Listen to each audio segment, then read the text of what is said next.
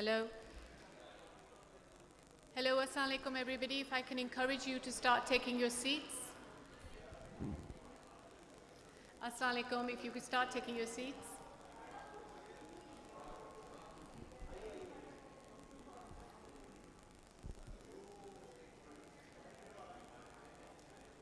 We do have coffee outside, so if anyone fancies bringing coffee with them, please go ahead. It's your last day to have coffee early in the morning.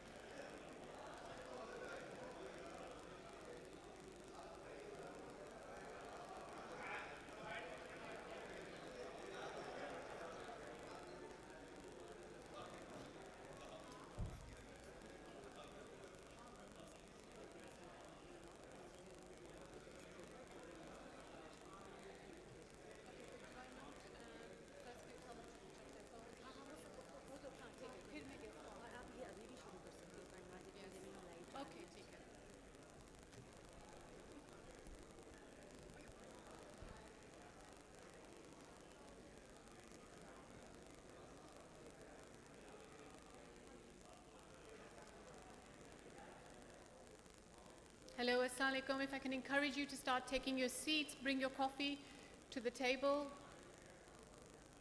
If we can put our phones on silent, that would be fantastic.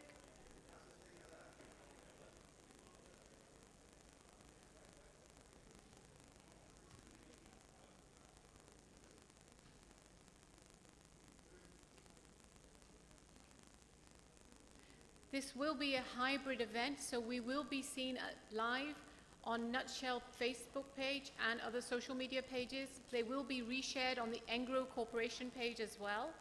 I do encourage you all who love tweeting to do some tweets. We have 2 hashtags running. We have Pack Energy Symposium and hashtag Engro Energy.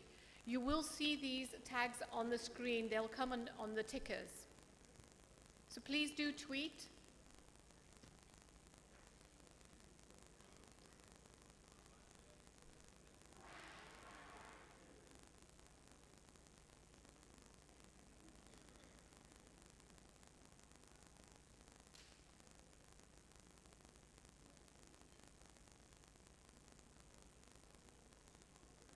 I'm just waiting for the signal that we've gone live.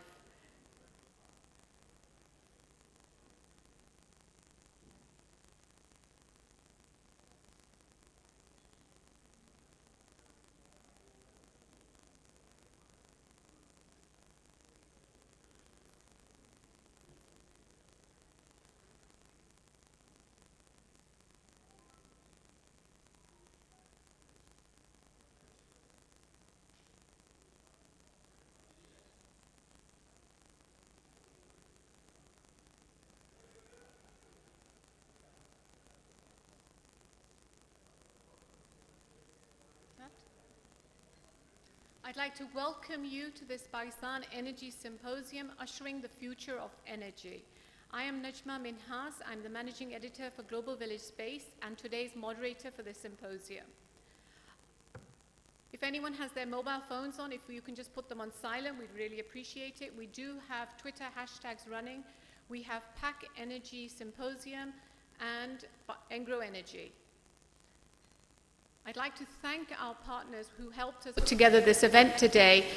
Engro Energy, Government of Sindh, NEPRA, OICCI, and the CPG Group Pakistan. We will be having 3 sessions today. Along with the inaugural session, we will have 2 panel discussions, building pathways for market liberalization and unlocking the true potential of power market players.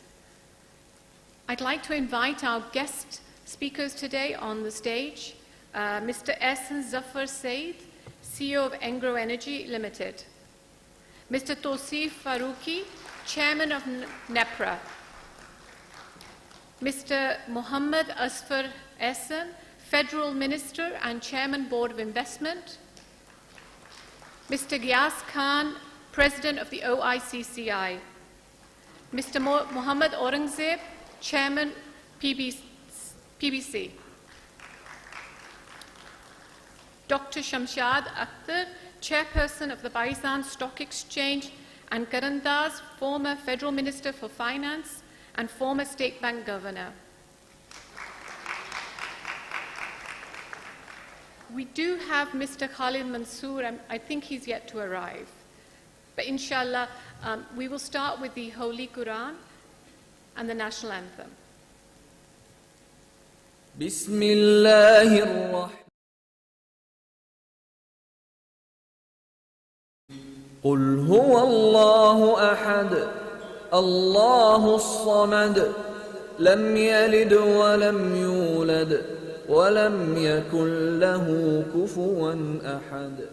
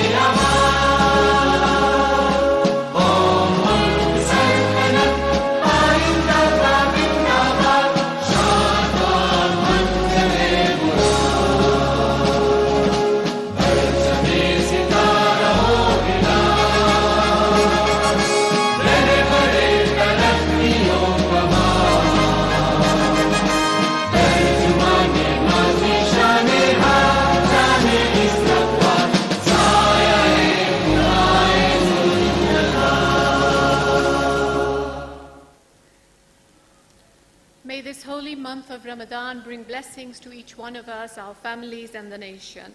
I'd like to welcome Mr. Ehsan Zafar Sayed to make his welcome address.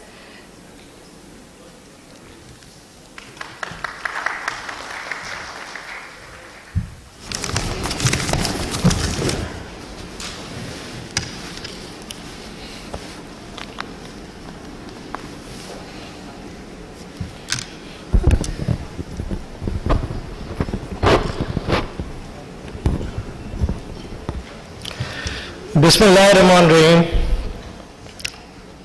Honorable Chairman NEPRA, Tosi Farooqi Saab, Chairman BOI Asfar Hassan, President OICCI Ghayas Khan, President Pakistan Business Council Muhammad Aurangzeb, Chairperson PSX Dr. Shamshad Akhtar, distinguished guests, friends, colleagues, ladies and gentlemen, Assalamu alaikum. I'm delighted to have you all here, and I'm very pleased that usually when we attend such power sector webinars or conferences, we always go down a usual path, and the entire focus is to discuss issues and their resolutions. However, we will not go down this particular path today, and instead talk about all the positives, the future, and that is precisely we are here today to talk about ushering the future of energy. This symposium will guide the audience into the future of energy market. I think all of us who are sitting here today are very well versed on the dynamics of the power sector. We all know that at the forefront there is a critical need to relook and reevaluate the decade-long policies and decisions that have impacted the power sector. Similarly, we are all aware that by reducing circular debt, by lowering the power cost, by improving the demand and by reducing the foreign exchange drain, we can make our power sector competitive. We can kickstart the economy, and we can promote industrialization. However, all these issues, their solutions that we have heard at least 100 times, if not more, these are all supply-centric. These issues are being looked by the sector with a very myopic view of focusing on the supply side only. And that's why today we want to break this monotony, and we want to take a complete detour, a complete different path to reach to the same destination of the power sector, but taking a different route. And that is, instead of being supply-centric, in today's symposium, we will focus on the other extreme end of value chain, which is the consumer needs. And I'm very confident that by looking at the sector from the lens of consumer needs, it's not going to resolve the problems of the consumers, but it will also help us and pave the way towards resolution of the supply chain issues. So with this futuristic approach in mind, today we are privileged to be joined by at least 20 stalwarts of the power sector and the corporate sector who will enlighten us today with their thoughts. We have designed this symposium to deliberate upon, to focus upon few things, such as we'll talk about the planning initiatives today, we'll talk about the policy interventions and the role of these policy interventions with the market reforms.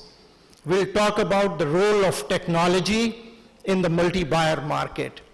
We'll talk about private sector participation, and most importantly, we'll talk today about customer-centric industry,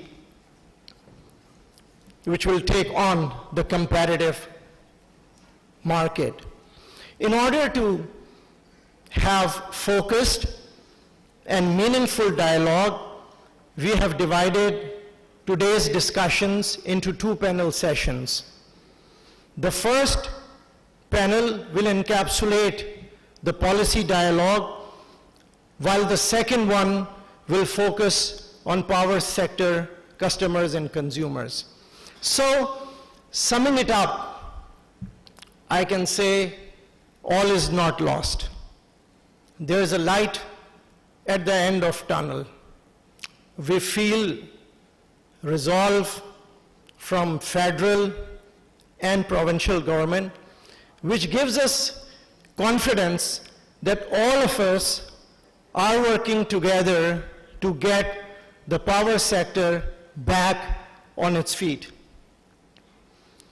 Talking about the resolve, I would especially like to mention our regulator, NEPRA, who has been leading from the front in bringing about these changes in market reforms.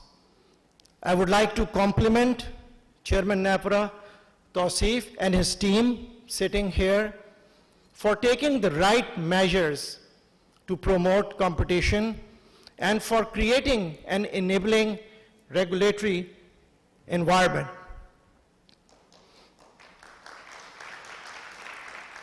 I would also like to acknowledge the efforts of Government of Sindh for hand-holding the private sector by providing access to various resources. Overall, by the end of this session, by the end of this symposium, we aim to leave with this clarity that the solution lies in market reforms, and that is transitioning from a single buyer market to a multi-buyer system. And all of this enabling environment that we have right now should give confidence to the consumer so that they can leapfrog in the multi-buyer market. In the end, I cannot emphasize more that dialogue is the key. And that's why this symposium is just the beginning, in my opinion. We should be having more sessions like this. We should continue to talk to each other till we achieve a customer-centric energy market.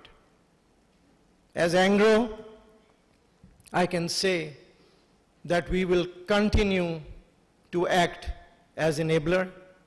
We will continue to be the catalyst, and inshallah, we will get the ball rolling for a better and prosperous energy sector, inshallah, and thank you very much.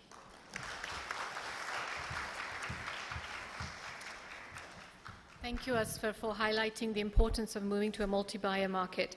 I'd like to first welcome Mr. Khalid Mansoor. He's just joined us on the stage. He is the Special Assistant to the Prime Minister on CPEC and Planning and the Minister of State. Khalid Sahab, thank you so much for joining us. If I can now welcome Mr. Tosif Faruqi, Chairman of NEPRA. He has decades of experience in the power sector and started his career in WAPDA in 1991. He will now give us a welcoming address.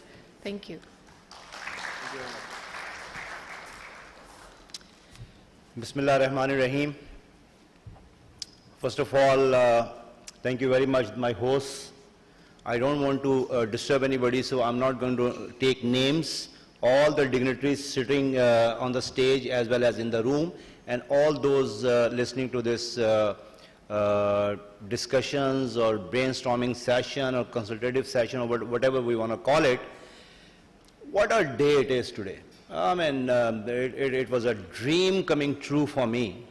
When I landed here, as few of you might be knowing, I was in Abu Dhabi for the last 20 years, and just by sheer coincidence, I applied for this position, and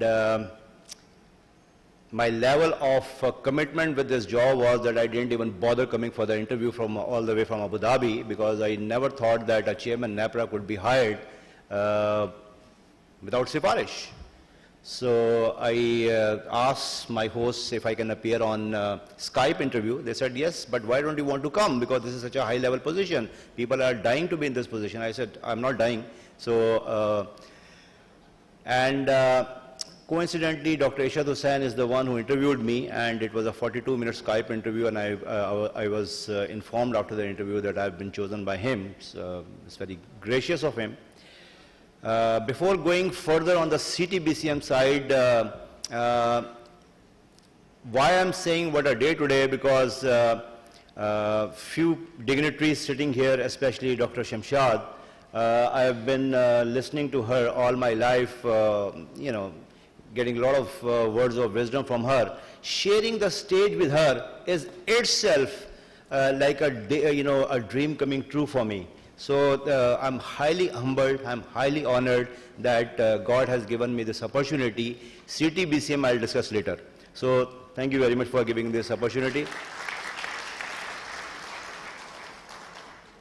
We have taken a drive of CSR in NEPRA, and we are trying to empower women. And why I'm paying such regards to Dr. Ishrat, because Dr. Shamshad, because she is the epitome of that where we want to take our ladies to. We don't want to fill position, low-level position with ladies, but we want our female workforce to go to the highest positions. Coming to CTBCM, when I landed here, I did my own little research as to what are the key initiatives NEPRA can take, because I absolutely didn't want to do a very ordinary job. I wanted to make my stay in NEPRA as chairman worthwhile, worth my staying here. And I came to know that few things. One was IGSEP, because we were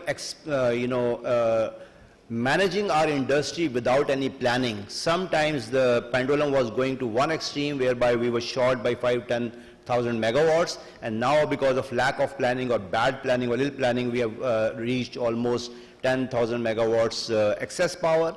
Both these situations are very bad. So very first time I brought IGCEP, which is Indicative Generation Capacity Expansion Plan. I'm also spending a couple of minutes on educating you as to what NAPRA is up to. So what IGCEP does is it gives you a destination where we would like to take your power industry in the next few years. Like when you want to go to your friend's house, you ask them to send you a WhatsApp location. Once you log that destination or location with a Google map, it takes you there.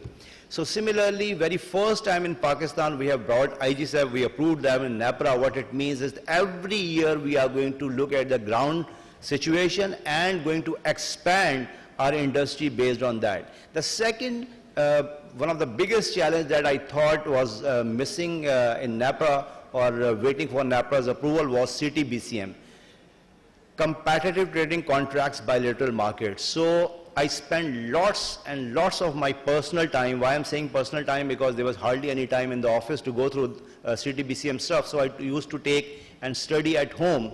And my Director General, who is not here today, Mr. Imtiaz Baloch, he helped me a lot. His team helped me a lot. My authority was very forthcoming. Member Sindh is sitting here. They helped us in approving the basic design. And later on in the journey, Mr. Bhutto, can you please raise your hand? He joined. He is extremely phenomenal. Then Mr. Nasir, he joined as legal advisor. And what an addition in the team. Umar from CPPAG, he has been leading this initiative. So what is CTBCM? See, it is my conviction, like we create an army, basically 600, 700,000, 800,000 people, and we equip them with the most modern warfare equipment, and we expect them to bail us out whenever there's a war breaks out between us and our arch rival or any other country. That war may happen or may not happen in our lifetime, but one more war that is being waged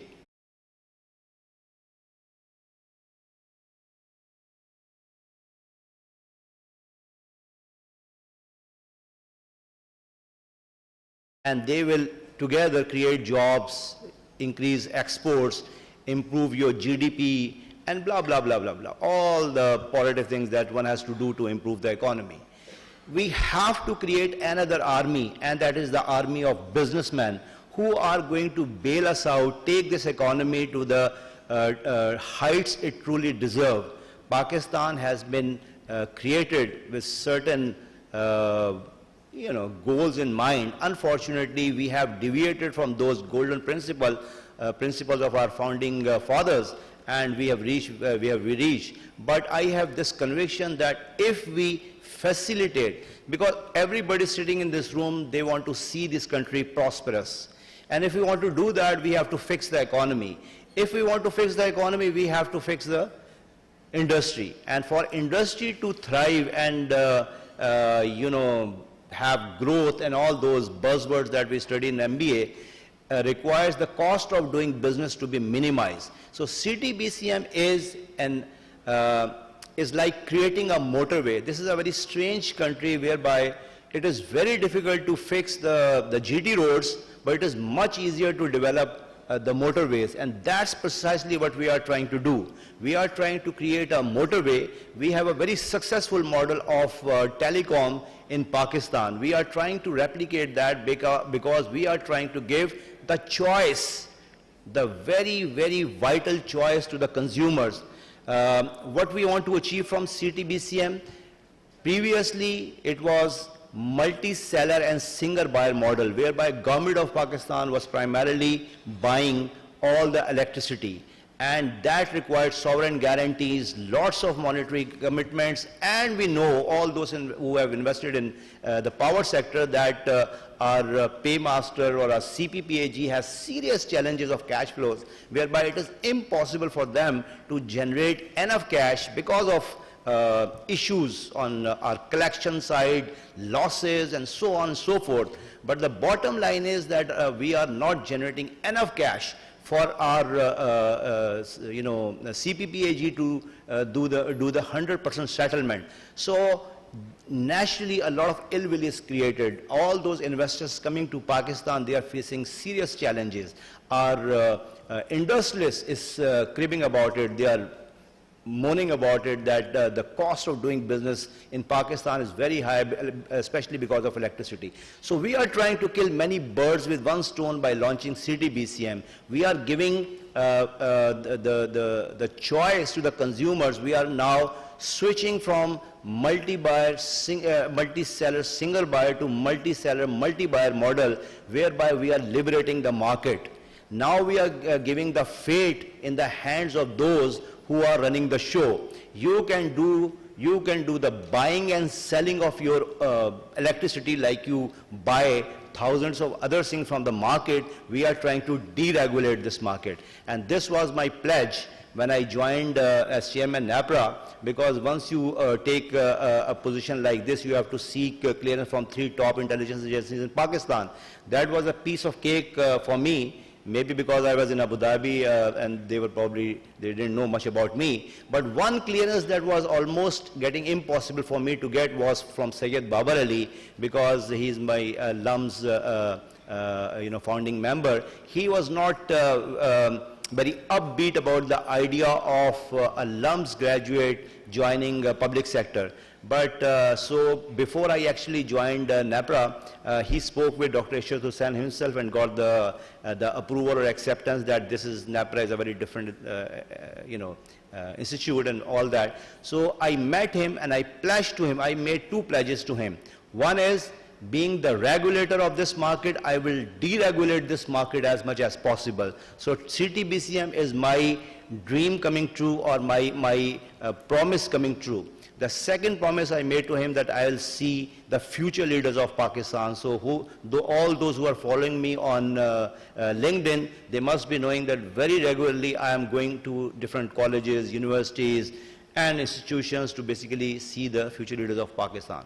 So what did we actually achieve in CTBCM? We are planning to launch it on 1st of May. You will be extremely happy to know that I gave this task to my team, and they reported to me yesterday that 7 most critical regulations that NAPRA developed have been notified, and they are on our website now. So what it means is that from today, the competitive trading bilateral contracts market is on. So you can virtually, literally go and start doing business by getting a license from NAPRA. 4 main areas that we covered during our journey for developing CTBCM.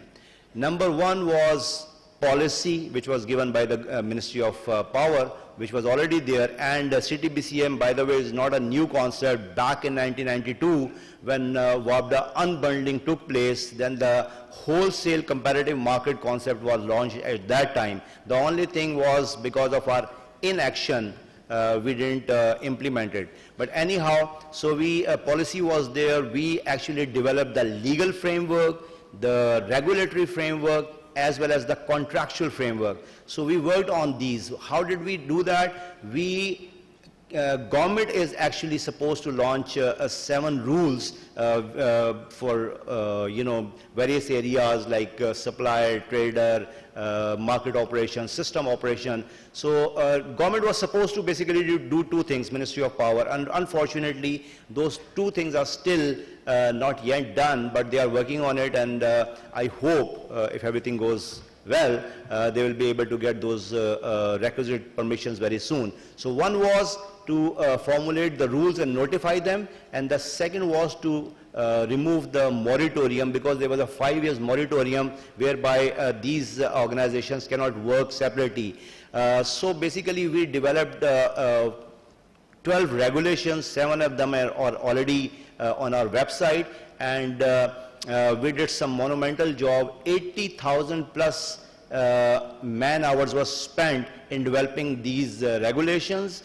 We had over 5,000 hours, man hours of trainings. We had more than 500 sessions with different players, and we have more than 100 consultative sessions.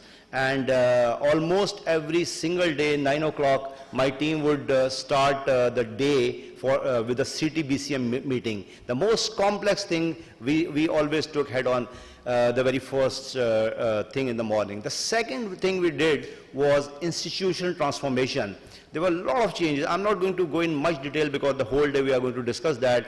But with the CTBCM, under the guise of CTBCM, we are trying to also restructure a lot of things which are not directly related with CTBCM, but we are using it as a great opportunity because we are about to bring a paradigm shift in the way we have been operating the power industry of Pakistan. So we are merging AEDB, just give me one more minute please, AEDB with PPIB, and we are breaking down CPPAG into a special purpose company to handle the legacy contracts, and plus new CPPAG, which is going to manage the CTBCM or the bilateral contracts.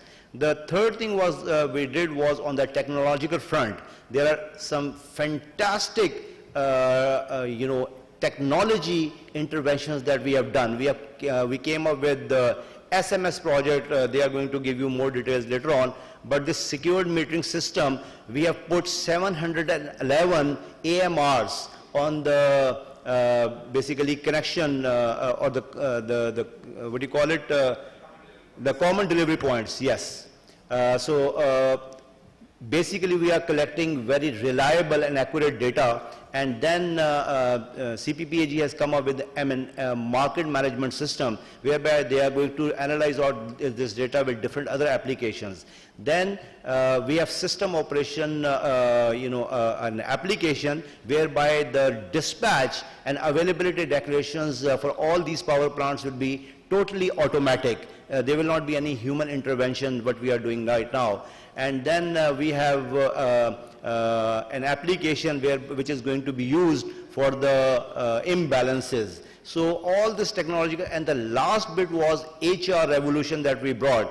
We had set up, which I personally monitored, a center of excellence to train the power sector human force, because human force is the crux, which is basically the most fundamental requirement to launch such initiative. So we had more than 1,000 plus training hours in lumps for all the power sector guys. So these are few initiatives that we have taken, and I'm extremely happy to come and share this great news that NAPRA, all, as well as, yes, this is high time to thank all the implementing agencies. Dr. Shahjahan Mirza is sitting here, PPIB, ADB, Umar, you are representing CPPAG, then 10 discos were there. We are also bringing KE in the mainstream because they will become part of the central dispatch system. So they are, I'm extremely thankful to them for accepting this, because KE, as you know, is an independent organization. They were not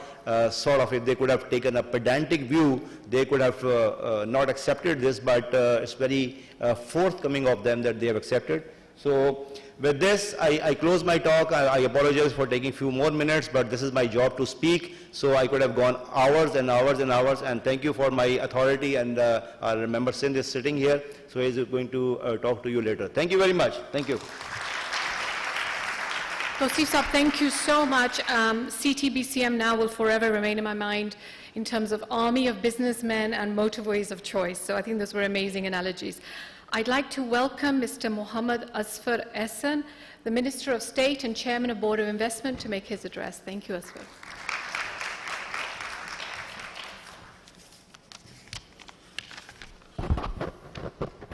Thank you, Najma. Bismillah ar-Rahman ar-Rahim.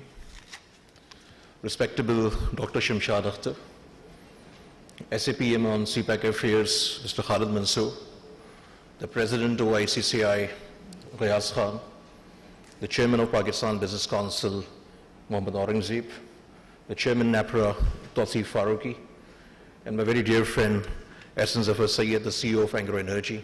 Ladies and gentlemen, Assalamu alaikum and very good morning. First of all, I'm very grateful to Engro Energy and the supporting partners for inviting me here. I'm the only non-energy expert in the panel out of 20 stalwarts actually. But I will share the narrative and perspective of Board of Investment, Government of Pakistan here.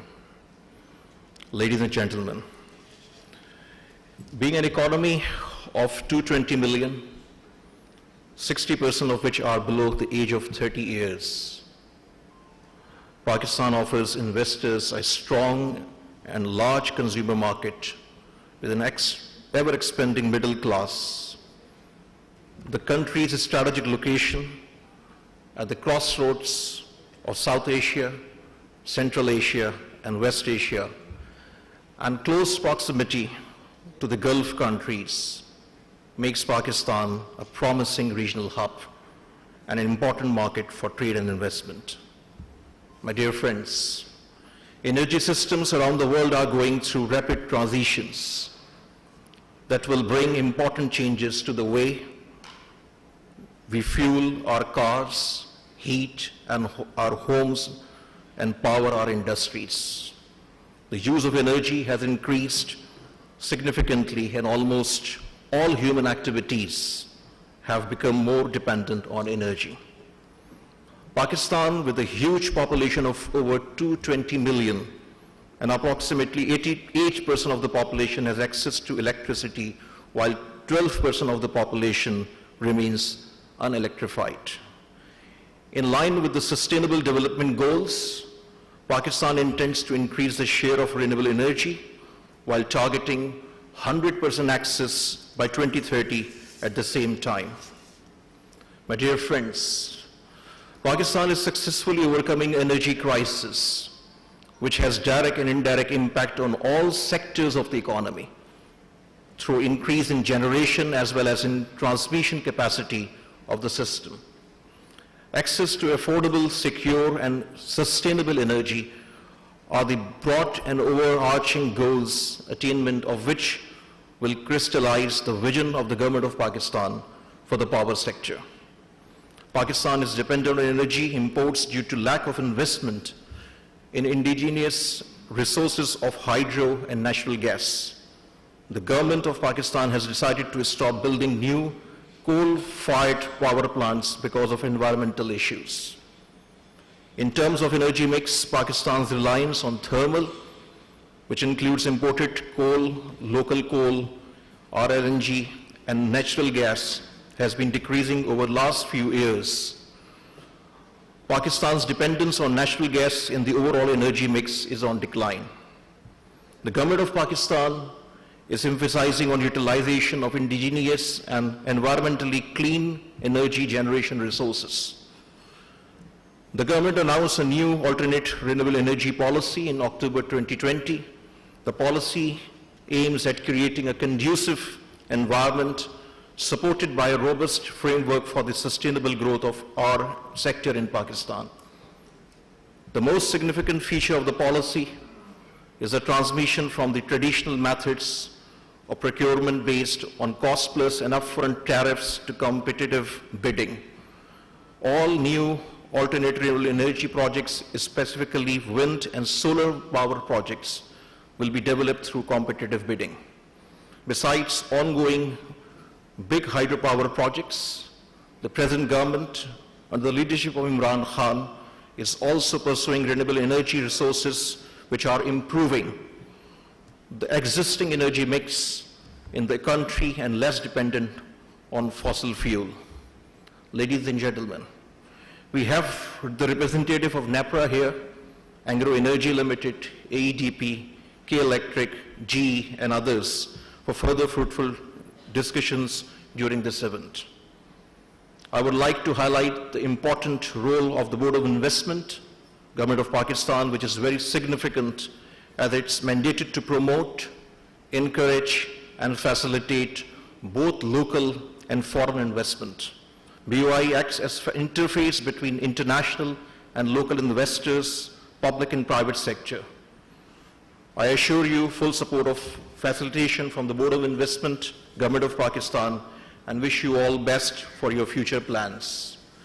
In the end, I want to share with you that in the last 2 weeks I was out of country, had several meetings with a few international investors, with the leadership of Uzbekistan, including the President, Prime Minister, and their several ministers, as well as a very detailed and comprehensive meeting with the Saudi Investment Minister, Mr. Khalid Al-Faleh. We are working with them since last 3 months. We had over 17 virtual meetings, and this was the in-person meeting. And on behalf of Government of Pakistan, I want to assure you that we are on the right track as far as the investment attraction is concerned. And we are expecting good investments materialization in the near future in Pakistan. There is no overnight solution for this enabling environment. We have to create this enabling environment to attract maximum FDI. And I want to thank to the Prime Minister Imran Khan for his facilitation to Board of Investment, and also the economic team at the Government of Pakistan. Pakistan Zindabad. Asfa, thank you so much for sharing that good news of potential investment in the country, which is sorely needed. I'd like to now invite Mr. Giyas Khan, the President of OICCI, to give his address. Thank you, Giyas.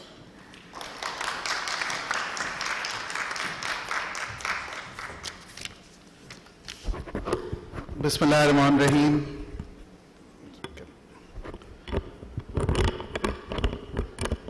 Special Assistant to the Prime Minister Khalid Mansoor Sahab, Chairman BOI Asfar Ehsan Sahab, Chairman PSX, SSGC and PICG Dr. Shamshad Akhtar, Chairman NEPRA Tausif Sahab, Chairman Pakistan Business Council Mohammad Aurangzeb Sahab, and of course CEO Engro Energy Ehsan Sahab. Assalamu alaikum to all the ladies and gentlemen here. It is indeed a pleasure for me and an honor to be representing OICCI and all our 200 plus members who represent 35 countries and 14 different sectors at this very, very important event discussing a subject which has such a huge implication on the future of our country, our economic sovereignty, which is now such an integral, and the whole energy value chain, which plays such an important part in our economy and which is so integrated now with our overall national security. So it's a pleasure to be here. We're living, of course, in very, very challenging times. And if I was to sort of look at the whole energy value systems, the energy systems from a global perspective first, if you go back in 2019, there were essentially two challenges that the globe was facing as far as energy is concerned. There is that transition to sustainable energy, which is the first challenge, and we all know why, to prevent the catastrophic impacts of climate change. And the second, of course, is a just energy system, keeping in view that there are about 750 million people in 2019. There were about 750 million people who were without electricity, and and roughly about 2.6 odd billion people who do not have access to clean cooking. Added to this, subsequently, over the next 2 years came two very, very unpredictable shocks. First was, of course, the COVID crisis, and as a result of multiple shutdowns, the disruptions that led to, first of all, starting off with a huge impact on demand, and then when the world economies recovered, we've seen the shocks to the various supply chains and the impact that it has had on various countries. And second shock, of course, is the Russia-Ukraine war. Keeping in view that Russia is an exporter of 10% of world's oil and about 20% of gas and coal. And taking out that much supply from the system will obviously lead to catastrophic impacts. Now, what does this mean for Pakistan? And I think there's, covered very well by my colleagues earlier, the importance of this to Pakistan. If you look at our economy, it is highly import driven. If we were to take aside the import of energy components, or whether it's oil or gas, Pakistan would not have a current account deficit. So what can we do about it? Obviously, we don't have an impact on oil prices. Yes, our country cannot sustain the current oil prices, but there's not much that we can do. The question really comes down to what can we do? And it's almost as if that now we don't have a choice but to bring about the necessary reforms in the country. And I'm very, very happy to hear what Tawseef Saab had to say, because he has played a leading role and continues to play a leading role in liberalizing the entire energy value chain. We need a deregulated and a competitive market. I think results, all of you would know better than me where our gas circular debt is heading towards, where our electric power circular debt is heading towards. And it's important for customers, whether they are institutional customers or individual customers, they need a competitive market so that the suppliers are incentivized to use the best technology, to bring about efficiencies, hence to serve the customers better, a lot of who are now representing Pakistan in the export markets, and we all know the importance of increasing exports in Pakistan. We need to be, of course, a lot more consumer-centric, as you mentioned in your opening remarks. And when we say consumer-centric, we should not forget about the 55-odd million people in Pakistan who are still not connected to electricity, and about 110 million people who do not have access to clean cooking. We must do whatever we can to provide them the necessary framework for off-grid solutions and bring about the necessary changes in laws. It is our privilege at OICCI to be contributing to all these causes. We believe we have two major purposes apart from representing our member companies. We want to increase foreign direct investment in Pakistan, but also equally importantly, we want to act as the bridge between Pakistan and the world. Bring about the practices that have worked in other countries, share those experiences, share those learnings, and then play our part. Last but not the least, it is incredibly important for us to look towards a greener future. Of course, that doesn't come without its set of challenges. Our government has set sights on a 60% mix coming from renewable energy as far as generation is concerned, and 30% contribution coming as far as the automobile sector is concerned, having about 30% electric vehicles. This will not come without its set of challenges. Necessary investments will need to be made in the grid, looking at the intermittent nature of renewable energy. And then, of course, looking at the electric vehicles also, and Saqib, it was your brother who educated me on the subject, that it's one thing assembling a car which has about 20,000 parts versus 100 perhaps. The impact that it will have on the overall economy, the employment of a country where employment still remains a major issue. So it is very important to dream towards a greener future, but it has to be done deliberately and being mindful of the economic impact that it will have on the country. My last point, with your permission, I want to take off my OICCI hat and just give a few remarks at Engro, and I'm sure Khalid Bhai is going to be covering that later on in much more detail. We're advocates of ESG, and I've been personally also been involved in various seminars and sessions where I've propagated ESG, and Engro is also committed to ESG. And people always remind us that that we are producers of coal, and we have a coal power plant at Thar. So how do we square that up? And I say that I wish we had done it earlier. And I wish others had done it earlier. Because if I was just to share few hypothetical numbers with you, if back in 2005, if Thar coal had replaced all the fuels of the power plants that had come from that point onwards, we would have saved anywhere between $4.5 to $5 billion a year. And if you look at our average current account deficit for the last decade and a half, it comes to around $5 billion.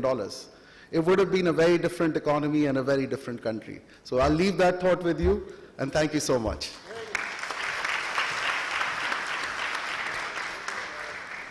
Yes, thank you so much. I do apologize for sending all these chits to all of you. It's just that today is Friday, and because of Jummah, we need to conclude by 1 p.m. If I can now invite Mr. Muhammad Aurangzeb, Chairman of Pakistan Business Council, for his address.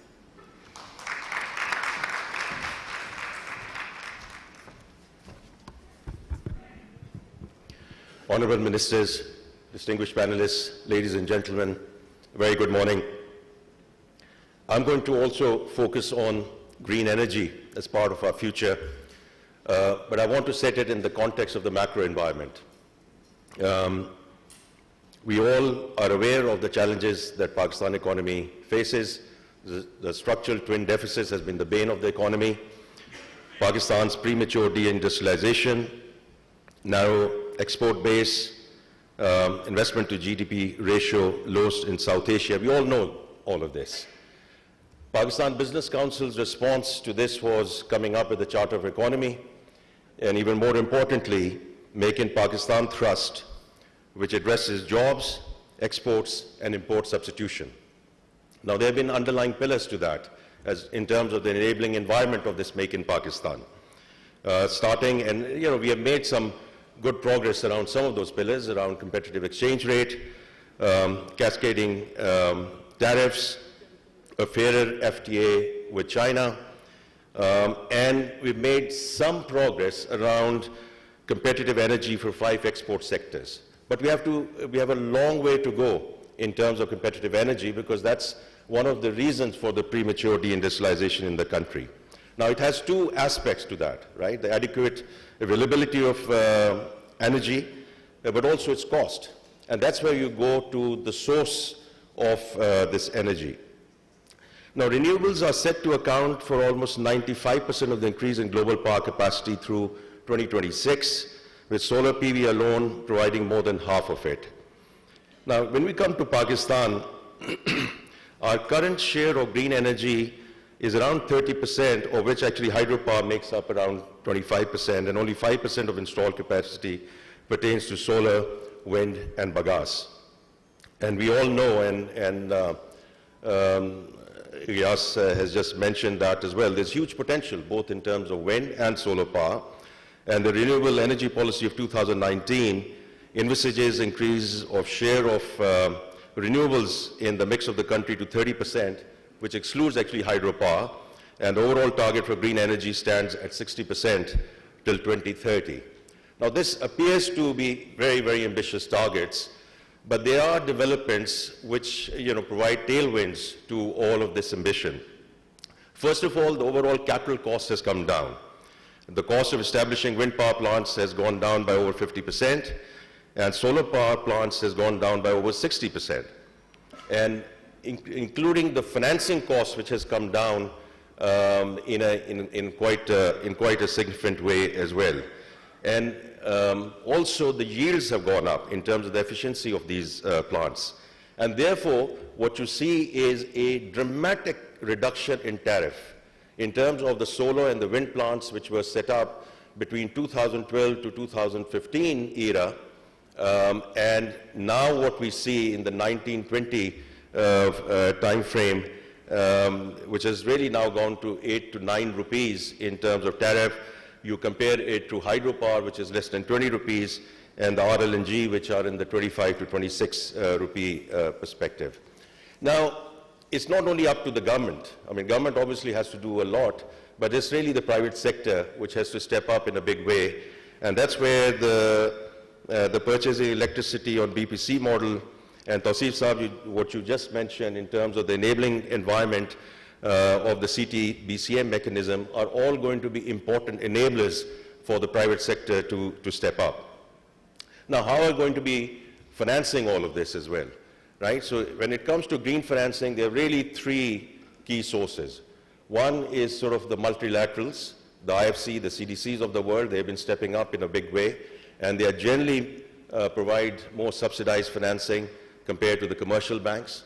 Now, commercial banks in general have now been following sort of the excluded industries and are linking their lending to ESG initiatives.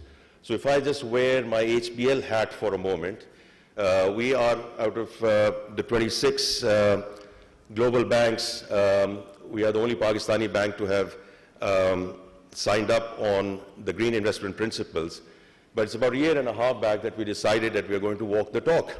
And we came out in very publicly saying that we are not going to be financing any coal-fired plants anymore. So I think it's the commercial banks which are going in that direction, and to date we have disbursed about 7 billion rupees in terms of, and we are reallocating those resources into renewables, so solar and wind power.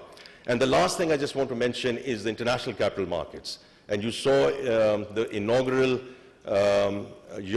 green bond by WABDA, which was a tremendous success. At $500 million, it was oversubscribed by 6 times, very competitive pricing, and it sets the way for future capital market transactions in this space. So whatever the government of Pakistan has committed in COP26 earlier this year, and as you pointed out, I mean, these numbers by 2030 appear to be a tall order, but if the government, the private sector, and the financial institutions, this troika comes around and we all step up, it's all very doable. Thank you. Thank you, Aurangzeb Saab. Now it's my pleasure to announce a role model for all females, Dr. Shamshad Akhtar. She is the chairperson of the Pakistan Stock Exchange, former Governor State Bank of Pakistan, former Federal Minister of Finance. The list can go on. And every 10-year-old is so excited when she sees a woman on the stage. She says, oh, wow.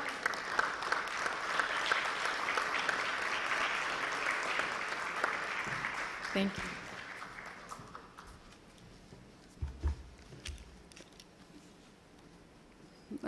Bismillah ar-Rahman ar-Rahim, and Assalamu alaikum to everybody.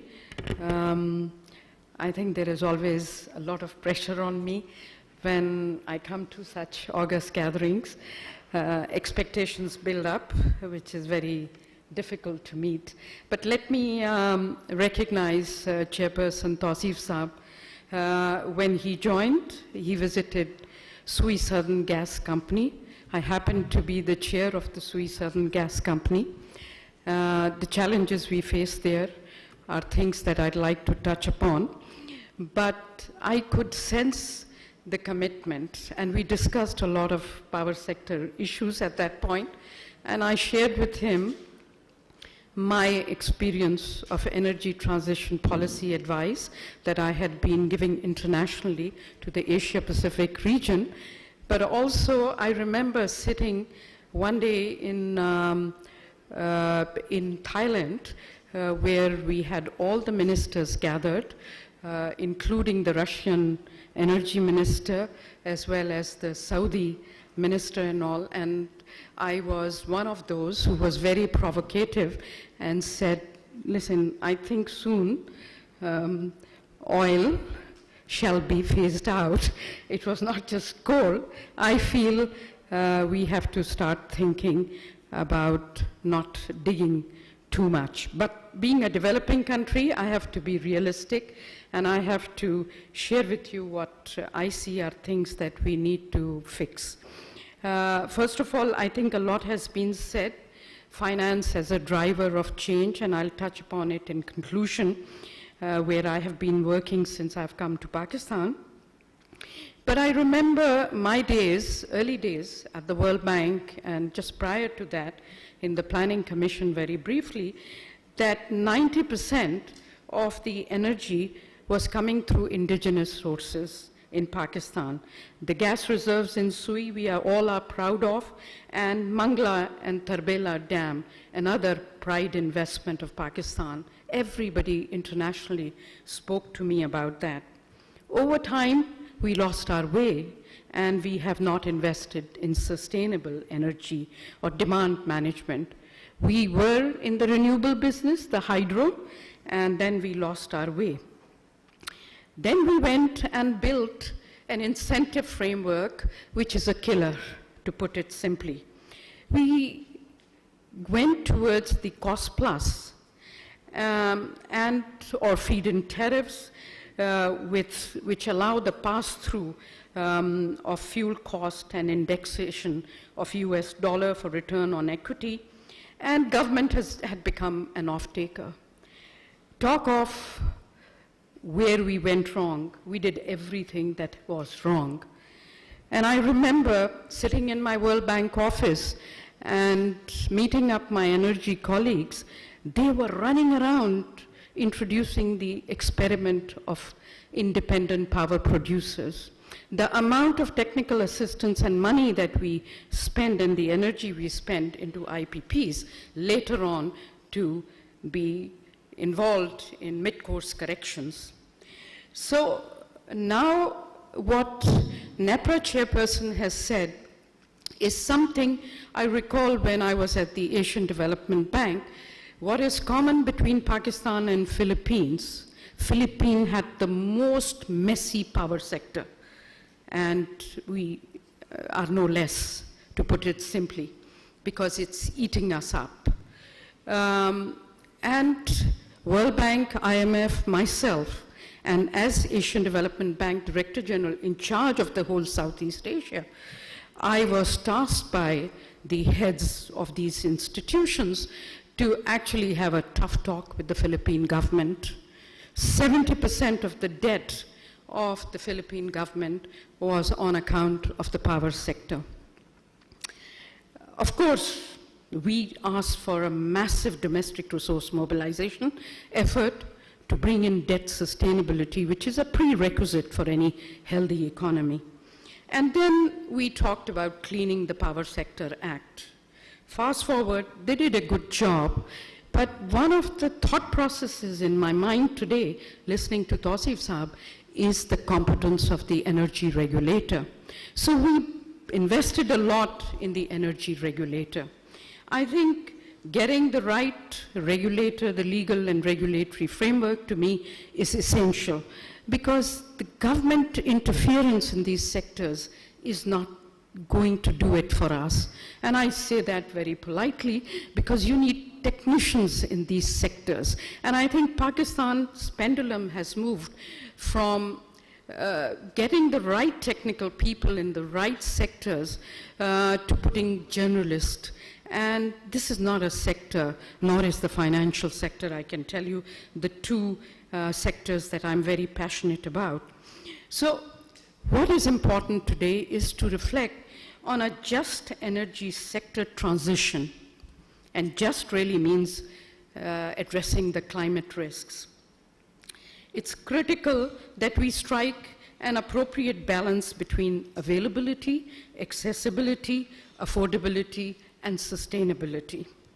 Now, power sector doesn't kind of do it for me on any of these scores as yet. Of course, we have managed to reduce the load shedding, but is it a sustainable sector? Is it something where we can all afford? I feel it isn't there, but people can disagree with me. The second principle that we need to think through is that these are economic businesses. These are not social obligations in the sense that we provide cross-subsidization. So I was looking at the numbers. Our accumulated debt stock of this sector is 13.2 billion, or close to about 6% of GDP. Now, of course, the GDP number is shifting given the exchange rate, so we have to be very careful. And then we are providing almost 80% of the federal subsidies to these sectors. How inefficient is this sector? Let me fast forward from this to really get to something where I am working on currently. But before that, let me say that development of the wholesale competitive market, trading, something that we actually did in the Philippines, and it does work in countries, and it gets the government out of these things. And I hope you will be able to do so. And we have to transition from the government being the single buyer body. Doesn't do it because, one, the governments keep on changing. We need independent energy regulator as much as any other independent governance model that we need. So I will focus now on the main substance of what I wanted to talk about, which is the challenges and opportunities in Pakistan's gas infrastructure, which also helps in production of power. So with 3.6 BCF gas coming from domestic sources today, and LNG catering for 1.2 BCF, the gas shortages are hurting the consumers, the industry, everybody. The gas supply and demand is 1.2 BCF. Of course, the numbers are wobbly because we really don't know what the effective demand is, but this is an unconstrained demand number that I have picked upon. Now, the issue is that we have a merit order decided by the government. The regulator, I will not say too much about, because I think we need a single energy regulator. The reason why I say that is because we need an integrated view of the energy sector. We don't want the energy mix to be thrown in different parts. So I'm happy that you are actually combining the alternate energy board, if that's what you said. I think it's a great idea to do that, but I also think the gas sector needs to be in the equation, and the least cost options are the most important that one energy regulator should be looking at. So merit order decided by the government is something that we at the SUI Southern Gas Company as well as SNGPL have to do it, have to follow. And it's totally a cross-subsidized approach. The gas allocation, what the price we pay, procurement price that we pay for buying the gas, at what price we sell it, it's all decided by the government. So why set up a company is my big question. And then every commodity and every sector has to be subsidized. No company can function in a viable manner the way this is going on. And furthermore, we have the curse of the unaccounted for gas, like you have in the power sector.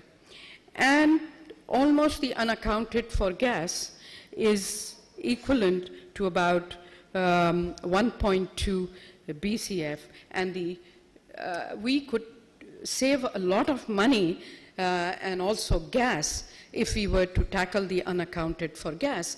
But everybody is involved in the theft of the gas as much as they are involved in the theft of the power.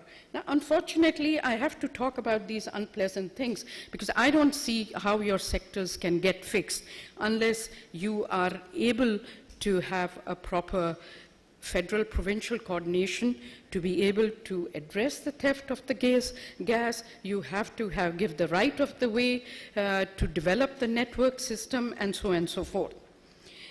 Until our policy makers understand that we are not market makers, but we are price takers, we will not be able to bring the investors back in this market.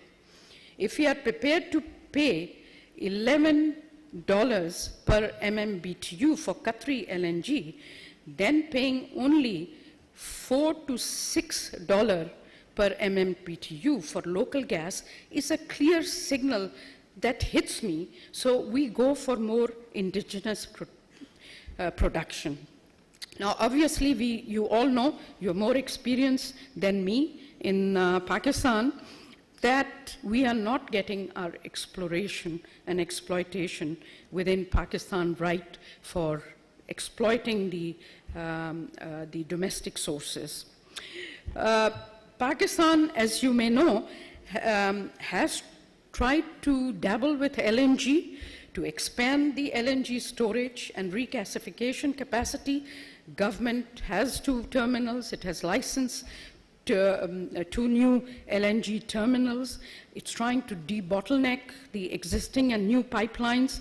Pakistan has 2 long-term LNG contracts at very competitive blend of 11.5% Brent and 2 additional but unreliable LNG contracts from traders who have been habitual defaulters of LNG. Pakistan ought to secure additional gas from reliable partners like Qatar, Malaysia, Oman, etc. We need to really secure full recovery of whatever we are selling.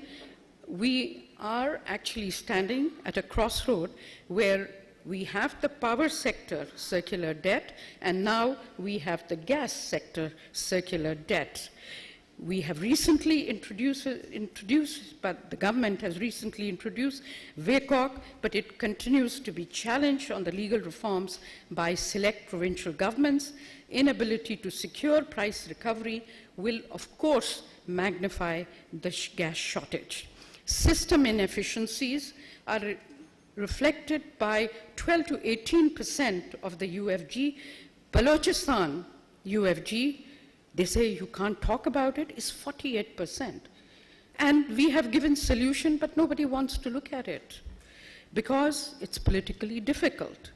So to put things in perspective, UFG losses are equivalent to the cost of LNG imports, estimated roughly at 2 billion per annum. So look at the trade-offs we have. You've solved the problem, you don't need to have import dependence. Let me, because of interest of time, let me skip and come to the last point on the gas sector, that under tight international scenario, which has been talked about, the Russia-Ukraine war, LNG prices over the next 2 years will remain high. Pakistan will have to ensure their LNG cargoes will not be diverted to other markets. Pricing within Pakistan will have to be passed on, otherwise the circular debt will magnify and compete with the power sector. Pipeline infrastructure with Russian involvement will have significant challenges in this political environment. Private investment in gas infrastructure without government guarantees is also out of question today, unfortunately. So we need to restructure SSGCL and SNGPLs. We need to develop the gas pipeline domestically. We have the competence. And there are other optimal solutions. The regional gas pipelines, which I'm sure Board of Investment would have greater command on, but I think in the present environment, given the Iran and India factor, I don't know how conducive it will be to fast-track those, but that's the other option. Then there is, of course, the China option, which we also have distinguished Khalid Mansoor Saab. He can speak to that, because there was a development of 700-kilometer pipeline to deliver gas to Nawab Shah from the proposed Gwadar regasification terminal. So there's this whole scheme of things we have, and I have to say, I don't find a point person within the government who we can talk to as I am not an energy specialist, but I must say I have advised a lot of governments on energy policy. And I really urge that we get this right by getting a holistic energy regulator and getting these things out with the technicians. So I think everybody has spoken about renewables. My passion is renewables. And it will come through the driver will be finance. And I think everything that Aurangzeb Saab said, I subscribe to. I actually have been speaking internationally on green financing. And I have to tell you, what internationally has been done, we haven't even started our journey on renewable financing. All the commercial banks will have to have technical disclosure of what they are financing. And this work needs to be done urgently. From my standpoint, I've been doing a lot of technical work for developing countries to push for that.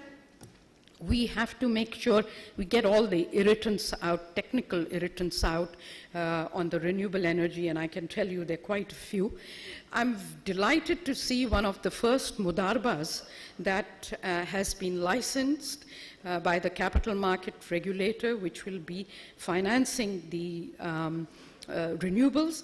And at the stock exchange, I am urging our board and our management to push to develop and nurture a sustainable stock exchange, so we raise the awareness and we convert the financing into green financing. And I have been working on ESG financing, environment, social and governance safeguards work. And if the banks and corporate sector could get together, and that's something which I am working on with the PSX and PICG to raise awareness of ESG financing, I can tell you 130 trillion is with institutional investors committed at COP26. We may not be able to attract more than a little one, but that would be a big gift to Pakistan if long-term institutional investors that are committed to changes in the asset composition of finance can bring some money through the capital market, through the banking system for the ESG. So Aurangzeb Saab may not know, but I am going to be knocking at the door of PBC to work with him and his colleagues on the ESG financing, because I think all of you need to support ESG financing and sustainable development, and renewable is the way to go forward.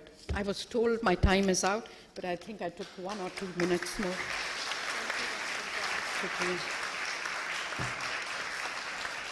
Thank you, Dr. Shamshad, for highlighting so many.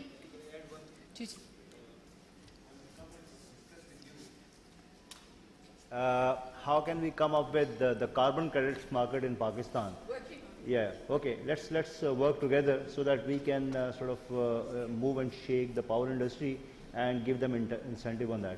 Thank you. Thank you, Dr. Shamshad, for highlighting many key points, especially the importance of having one energy regulator looking at the energy markets. We are short of time because Khalid Mansoor Saab did say that he needs to leave by 10:30, but he's the one talking, so I hope you'll give us some extra time, sir. Let me welcome Mr. Khalid Mansoor, the Special Assistant to the Prime Minister on CPEC and Planning and Minister of State, to make his address. Thank you.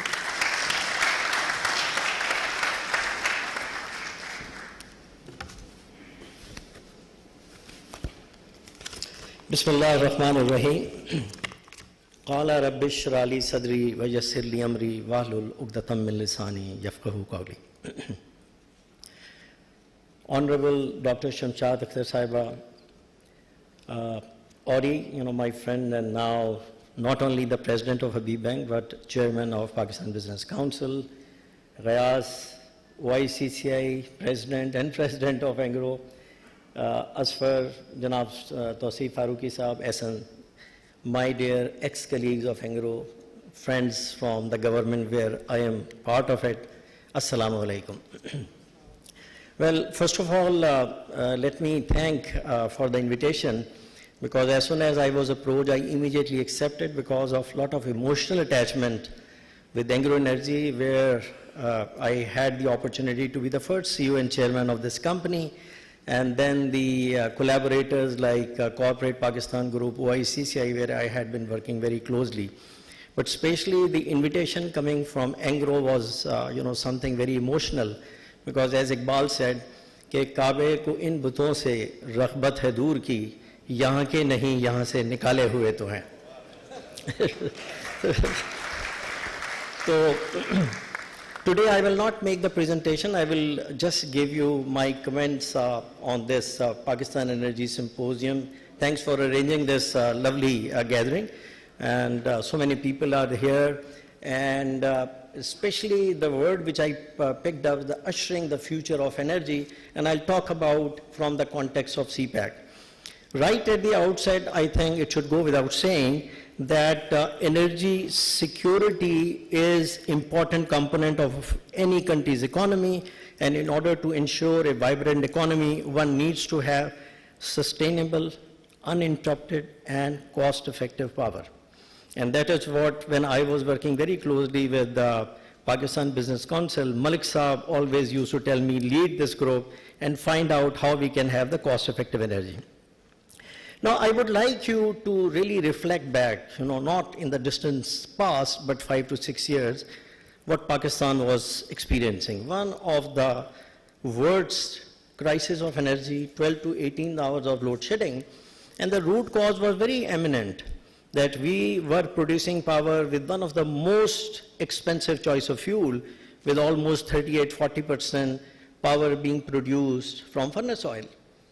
And when we started to compare ourselves with any developing country, we did not have even 1 megawatt from coal.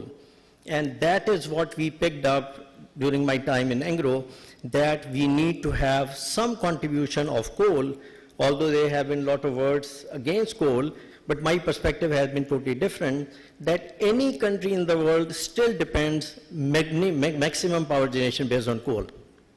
So having said that, the crisis which led to derailing the economy of the country and the GDP really, fell down from 6% to less than 3%. I still remember the time when I was asked to be part of the delegation which went to China. And there, one of the major message was that please help us to alleviate the power crisis. Why? Because we want to alleviate the, this kind of scenario and really rail back our economy back where it was. I am also a part of the CPEC framework when it was discussed, negotiated, and finalized. And as a quid pro quo, China said that, look, we are going to help you. And that was the time we had almost completed the technical and economic viability of Thar. But nobody was willing to finance that. And eventually it was the time-tested friend China. And that was the scenario which was presented to them. And they immediately agreed, and then quid pro quo was that they wanted to have the CPEC, because that is their ancient, ancient dream, the Silk Route, and that is where they wanted to revive their trade from western part of China to all the way Gwadar.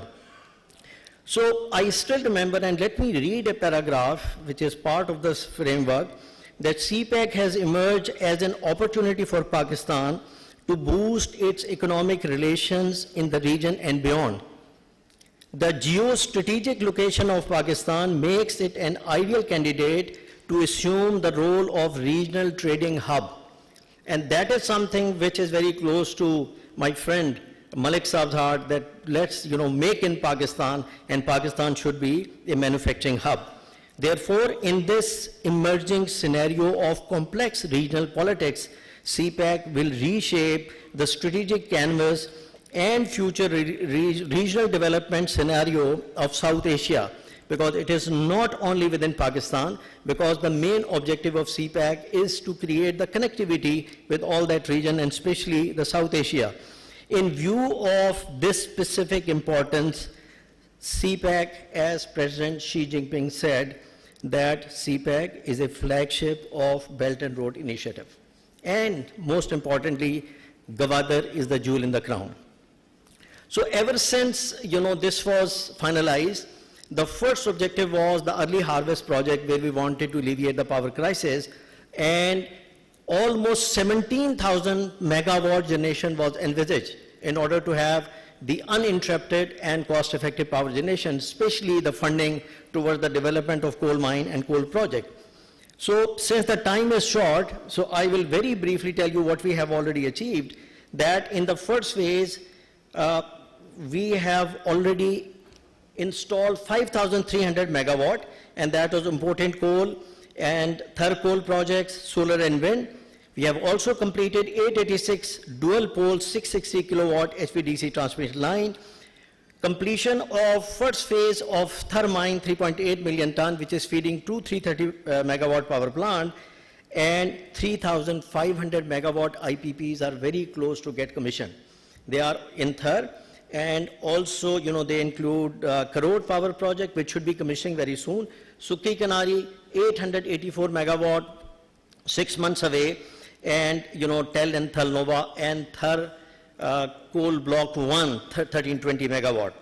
So in addition to that, the 2 coal mines, they are expanding.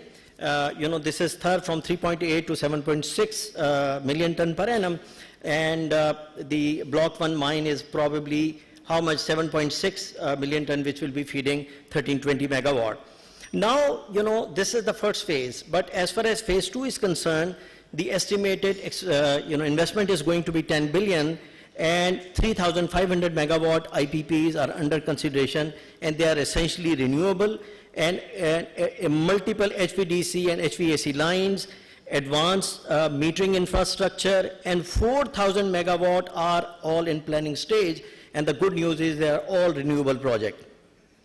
Now, in order to have the long-term energy security of the country, the only solution comes to my mind that it has to be based on the indigenous fuel, and that is the scalability of Thar.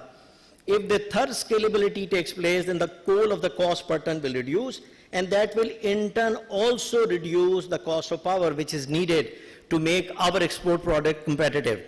So I would like to mention two very important projects which I have been heading from the front ever since I took this responsibility at CPAC. Coal gasification project. It will require about 13.8 million tons of additional coal, and which is not going to be very expensive.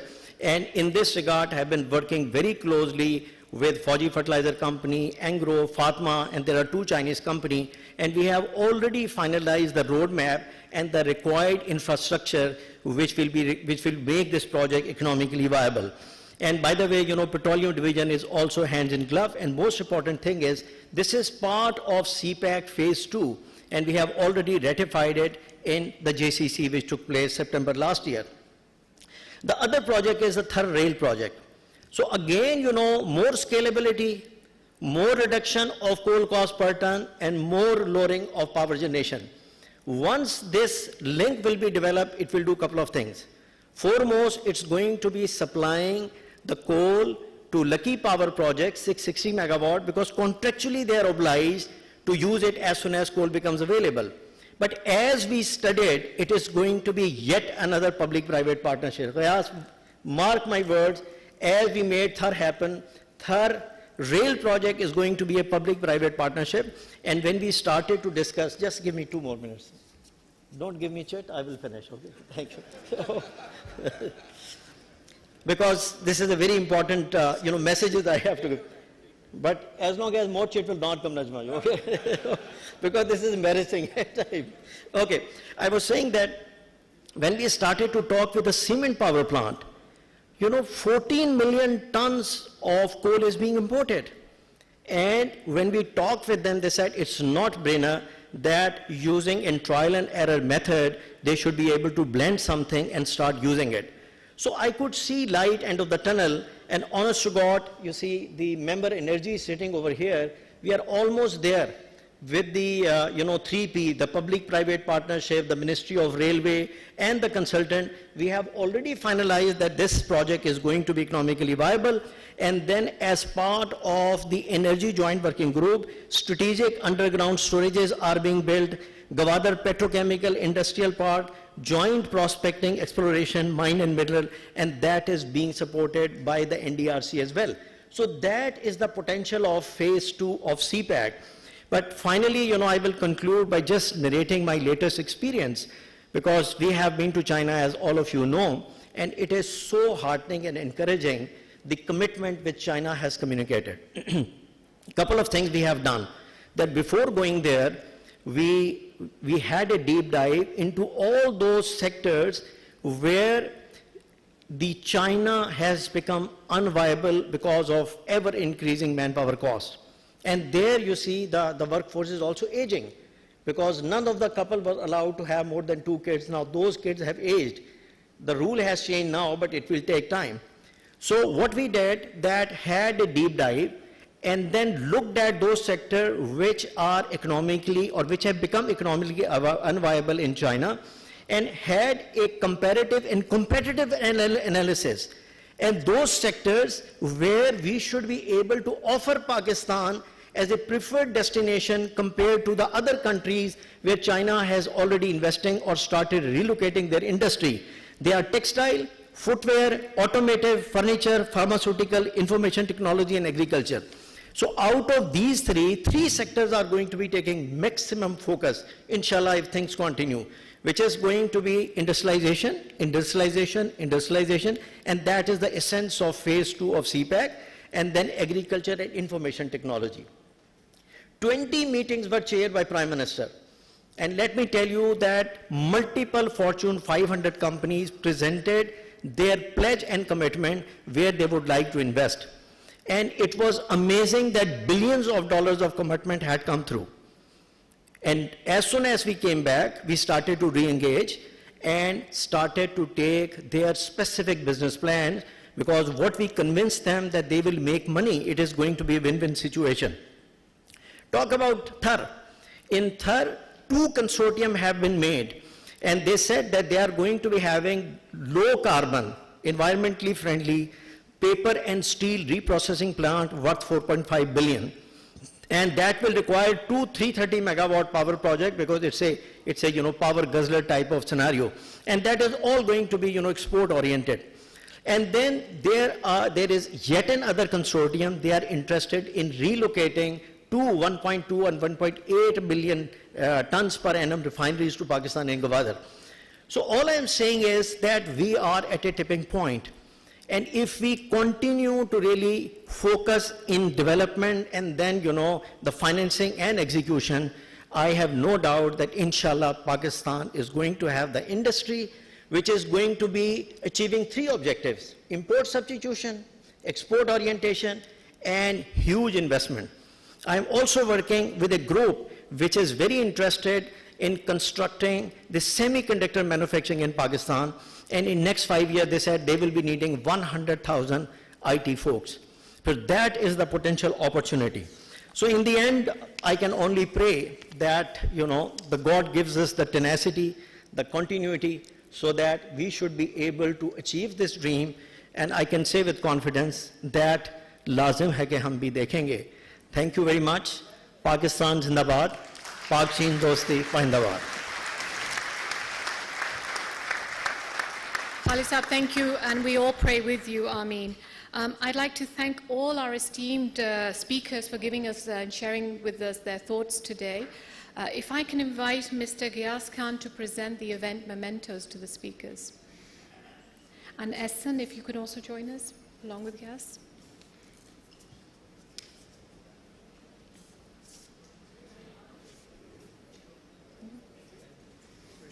I would like to,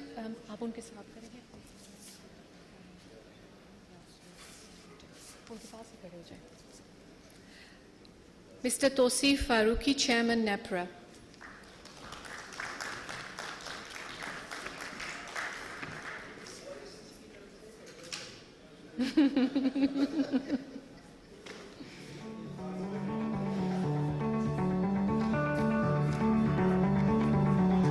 Thank you.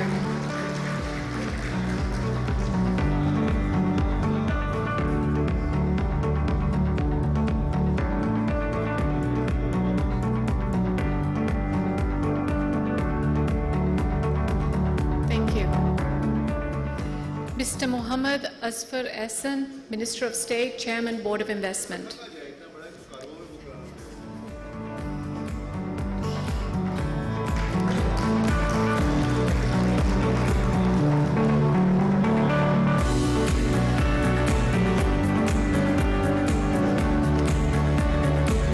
Mr. Muhammad Aurangzeb, Chairman, Pakistan Business Council.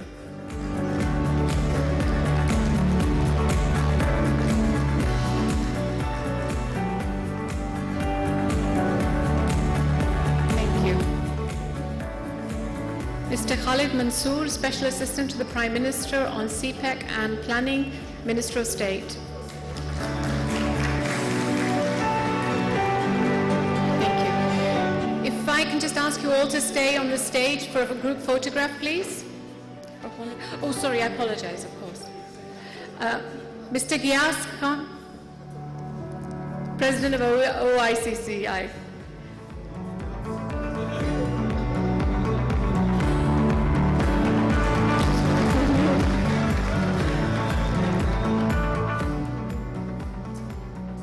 Sorry, Sorry, Gyas, you were giving out all the goodies. I forgot you were supposed to get one as well. I apologize. Can I invite you all on the stage now just to stand up for a group photograph, please?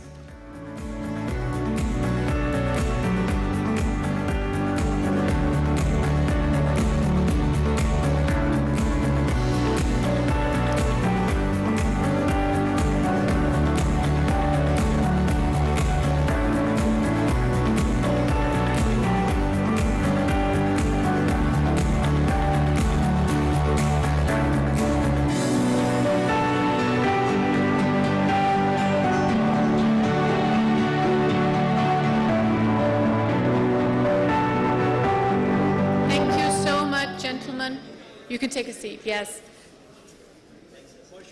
Thank you so much. I'd like to now introduce our second panel.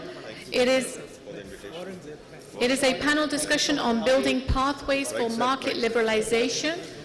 Our moderator, Dr. Fatma Khusnood, who is the Head of Policy, Research and Business Intelligence at Engro Energy Limited. Fatma, if you can join us on the stage. Our panelists include Mr. Yunus Daga, Chairman, Policy Advisory Board, Federation of Pakistan Chambers of Commerce and Industry, Mr. Shah Jahan, Managing Director, Alternative Energy Development Board, Mr. Waqas bin Najib, Member Energy, Ministry of Planning, Development and Special Initiatives,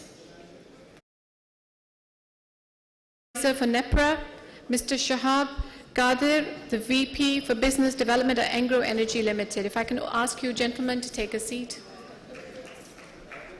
I'd also like to take this opportunity to tell you our hashtags once again, because I noticed they're not scrolling, but it's hashtag Pack Energy Symposium and hashtag Engro Energy. Please feel free to use those.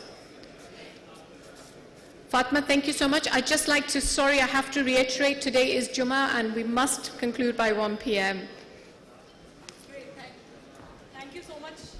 Thank you very much, Najma. A very good morning to all of you. Thank you so much for joining us. It's heartening to see that we have such an auspicious occasion and we are all here. Thank you and a very warm welcome to all my panelists. Thank you for taking time out for this very important policy dialogue.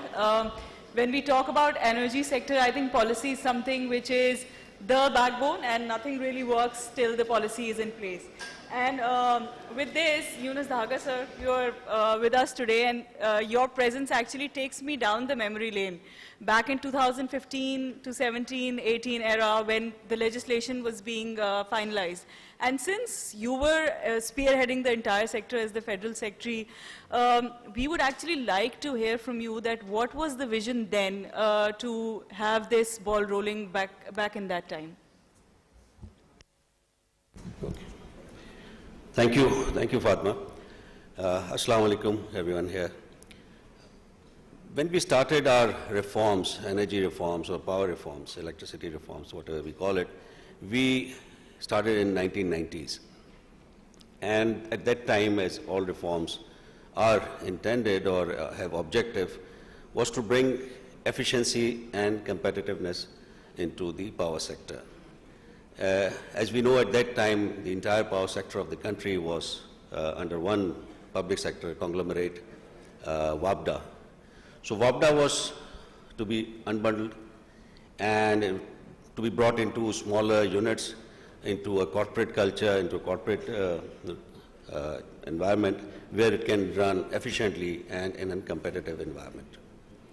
So we saw that at that time, the policy and the regulators, the NEPRA was also formed in 1997, NEPRA Act 1997. The idea was definitely that these smaller units would be regulated by NEPRA and then they will become efficient. The inefficiencies would not be hidden behind a conglomerate but would be parked into the places where it basically happens. And it would be easier to bring efficiency. So we now see, after say 25 years or so, that the policy and the regulation both have not brought the efficiency and the competitiveness in the sector. So what, in my opinion, the reason was that at that time, there was too much focus on inefficiencies, and very little focus on bringing the market culture. So the power market was never in the NEPRA Act 1997. So we had to then in 2016-17, when we were working on it, we thought that now it is the time that the ultimate aim of bringing the competitiveness into the system. And then also the NEPRA would work only on the tariff setting for the sector, and they thought that tariff setting was sufficient to bring in the efficiency or to punish the inefficiency. So with these reforms that we made amendments into the NEPRA Act, the idea was to bring in the market players, to make room for licenses for suppliers, for the power traders, and ultimately CPPAG brought in a proposal wherein they proposed NEPRA that there should be a competitive bilateral market, and CTBCM as they call it. It's a difficult name. So yes, so that idea was floated by CPPAG at that time, 2017. It was approved by NEPRA after some time in 2019, and now NEPRA is working to roll it out. But it is still would only cater for a very small segment of power consumers. Those are the bulk power consumers. So let's start with that, and we hope that starting, because ultimately it would, the entire sector would become market oriented when we'll have suppliers coming into the distribution system, and the distribution itself is unbundled into wire and retails. Thank you. Great vision indeed, and I think we are seeing the results. The fruit is already being reaping for that. Fast forward to time today. We are privileged. We had you then. We had you here today as well. Now with this transition towards the multi-buyer model, how important do you think it is for the customers, for the, like you said, the BPCs are the phase one in which we are rolling out this market model. So how important do you think it is for our customers to have this multi-buyer model, especially for their, not only for their exports, but for the general economic health of these industries as well? It is very important because as you know that we are into a very high tariff scenario these days, and that's because that we have a lot of new capacities working in the system. So by the time they are paid off, the tariff is going to remain high.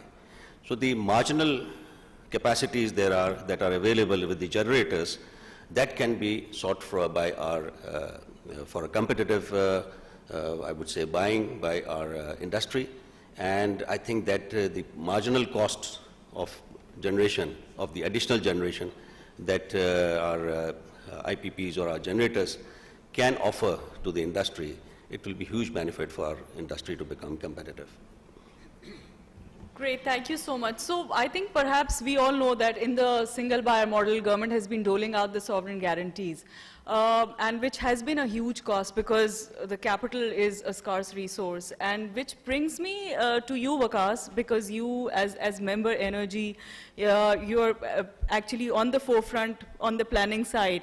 So how do you see this multi-buyer model actually freeing up some of the capital for allocation to a more deserving sectors? Because we do know that at the end of the day, it's the same chunk which we have to distribute, and power being the backbone, with this single buyer model, we had no choice but to give out these sovereign guarantees. But now, when we are transitioning, so the risk is obviously moved to the sector, to the private sector, or to the players. So how do you see that helping in your planning?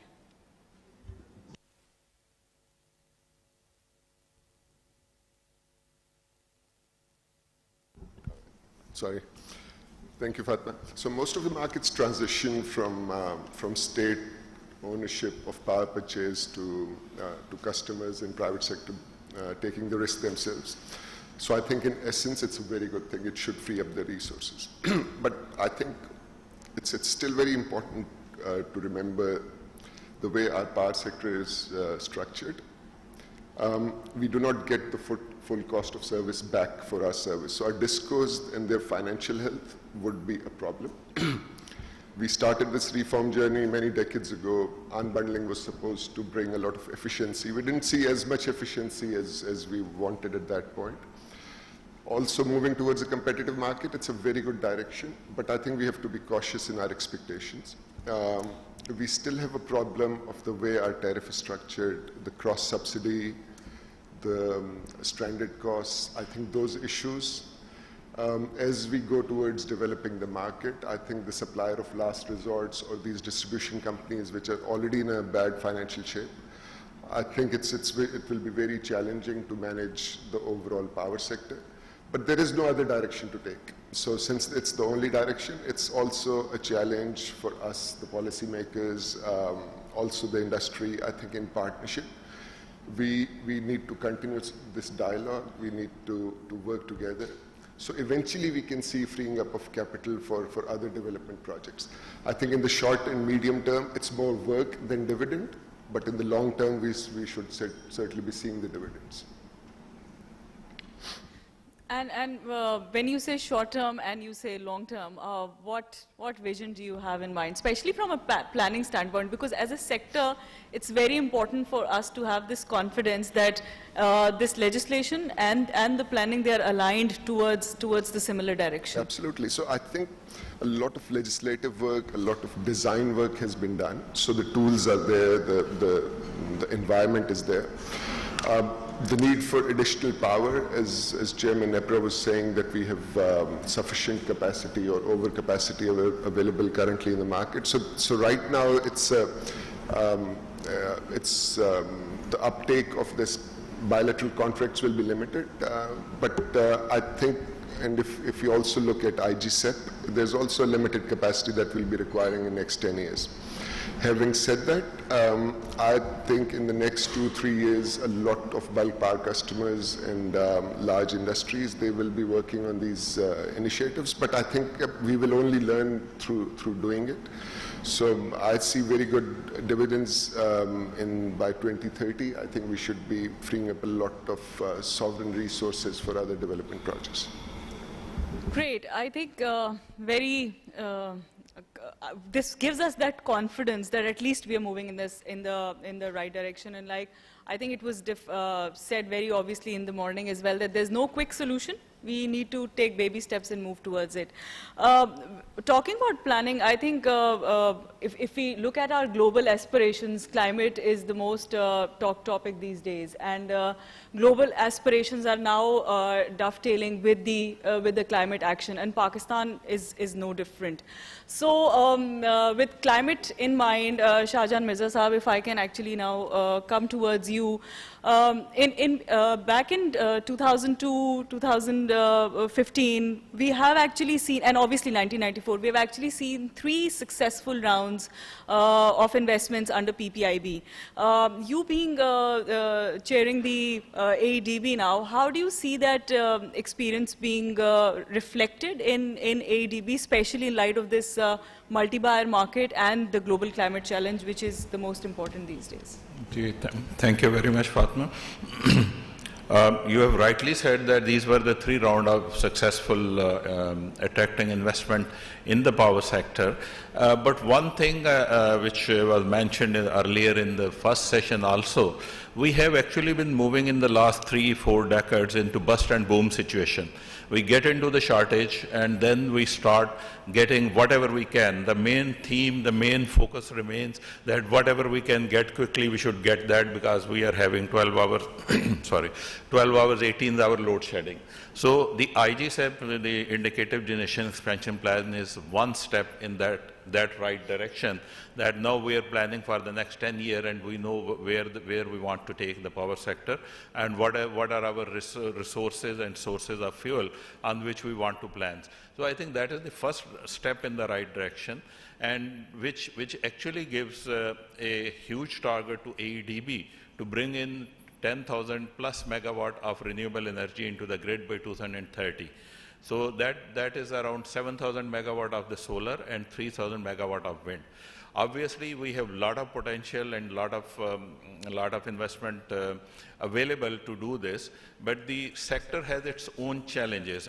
As we have been listening, the presence of this circular debt, although I think many people in this room know that I'm very strong and staunch supporter of the competitive trading market, but we should not actually close our eyes to the issues which we have on the other side. We have huge circular debt, and we have huge committed capacity on which we have international contract under international law, which government of Pakistan has to honor. So, as you said, we have to take the baby step, and we have to balance it somewhere. The real issue, which in my understanding, comes up in the way of the competitive trading market, that is the huge capacity payment, which we generally term as the stranded cost. So somebody has to pick up this cost. With the opening of the market and with the other initiative, if I mention just the one, the net metering initiative, which was started in 2018, we have around 360 megawatt into the system. These 5 kilowatt, 10 kilowatt system has added 360 megawatt, and there is a huge pile up with the distribution companies to actually get approval for installation of more. So these are the type of things which are becoming big challenges for the grid. So distribution companies are basically, they are trying their best actually to keep their monopoly, but that is obviously not the solution.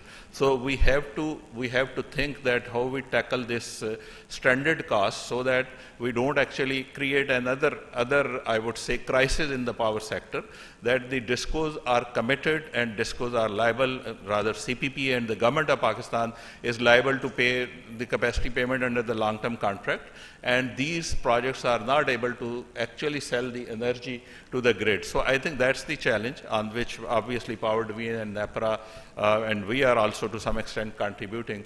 We are working together. Now coming towards the climate challenge, I think everybody is aware, and SDG 7 goals, we are looking into it. We were talking about the coal, PPIB was instrumental to bring in over 11,000 megawatt under the CPAC arrangement. So that was, I would say, a big achievement with the support of the government and the government of China. But going forward, we have to do more and more renewable, and fortunately the prices have dropped so much for the renewable that it has made it obvious choice. Apart from the environment, this has become the obvious choice if we compare the prices and the tariff. The one part on which I think Dr. Shamshad also mentioned, that we have not worked on availing of the green financing. Currently, our dilemma is that if we want to finance a coal project, we get financing on LIBOR plus 4.5, 4.25%. And so far, whatever RE projects we have done, the same rate of financing has been offered to Pakistan and these projects. So I think that is the area where we need to start work, and I see it as a biggest challenge to bring in around, if I say around $5 billion of investment in the RE projects, and probably another 3, 4, 5 billion in the transmission and distribution system actually to handle that. Further, the second challenge which I see, that is our grid, which is quite old and obsolete. So we need to do a lot of grid reinforcement, SCADA system. Work is going on. That's not, nothing is being done. But I think this will take time to make the grid so much stabilized that we can talk about 30% or 25% RE along with the hydro. So this is, I think, a big challenge, but AEDB is ready to take this challenge. We are planning to do the first round of bidding and invite the bids in most likely in the month of May. So that is our first target. And this will be sort of a limited competitive bidding with the LOI holders, which LOI have been issued by the provincial governments. This is part of the policy that all the provincial LOI holders will be allowed to participate in the first round bidding. And then after that, the field is wide open. We will, inshallah, planning to do another open competitive bidding by end of this year. And I think that will be opportunity for all the investors to come in and submit their bids. But we are working on it, and we're gearing up fully. We are also working in terms of CTBCM to prepare as independent auction administrator. Maybe initially it's the EDB work separately and PPIB separately, but ultimate plan is to merge these two organizations because they are doing the similar work, and it becomes a true one-window operation if the sponsor has same facilitation on both sides. So briefly, I think that's what I would like to say. I can go on and on, but I think you have already received a chit for the time. Yes, I've already had my yellow card. So, yeah. So, no, I think it gives us a lot of confidence to hear your confidence in the way things are going. And we are quite sure under your leadership, AEDB will actually commit and will deliver on the targets that we have. So I think with this, Shahab, I think I should put you on spot. You are representing the private sector here. So the legislation that you require, that's there. Planning Commission is also echoing what the legislation is saying. ARE policy in place, green financing is a challenge, but then again, that's something that we have to leapfrog towards together. You being the private sector and you representing the private sector, how from Engro's lens or from the private sector lens, how do you see all this? Do you think we are investment ready? I think that today is a dream come true day, like Mr. Chairman has said. All the enabling regulations which were required for a party to enter into bilateral contract mode, these have been approved. And this was and you can see a trajectory of various players working in symphony, from legislature changing the legislation in line with competition, regulator enabling the regulations in line with competition. That gives us confidence that this is a conscious effort. Policy, and the second thread which you see from Aurangzeb's speech, which you see from our ARE policy, that there is more money chasing fewer renewable energy projects. And the third thread is good customers have a demand which can be served if good suppliers come in this market which has been created. And I would like to give that vote of confidence to Mr. Chairman that we are ready to take that challenge. And what we are doing, we are working on with our customers. And we are confident that if you bring out a product which is affordable and at the same time green, it will be selling. What we have done over the last 2-3 years as Engro Energy, we have identified targeted customers who are energy intensive, who have a multiplier effect on the economy, like construction, material manufacturers, like steel factories. They have huge energy needs. And at the same time, there is a drive to green their energy supply chain because that improves their capital availability. So we are working with those customers, and recently we have found another willing partner in Government of Sindh. When we pitched that idea that why not use the Jhimpir wind corridor, which is one of the best wind corridor in Pakistan and around the world, and connect it with the good customer which are in the nearby. And while we are resolving the issue of wheeling and all those infrastructure usage cost, why not use the transmission license of a regional transmission company, which was again approved by NEPRA a few years back, and make connection between the customers and the lowest cost generation using green resources.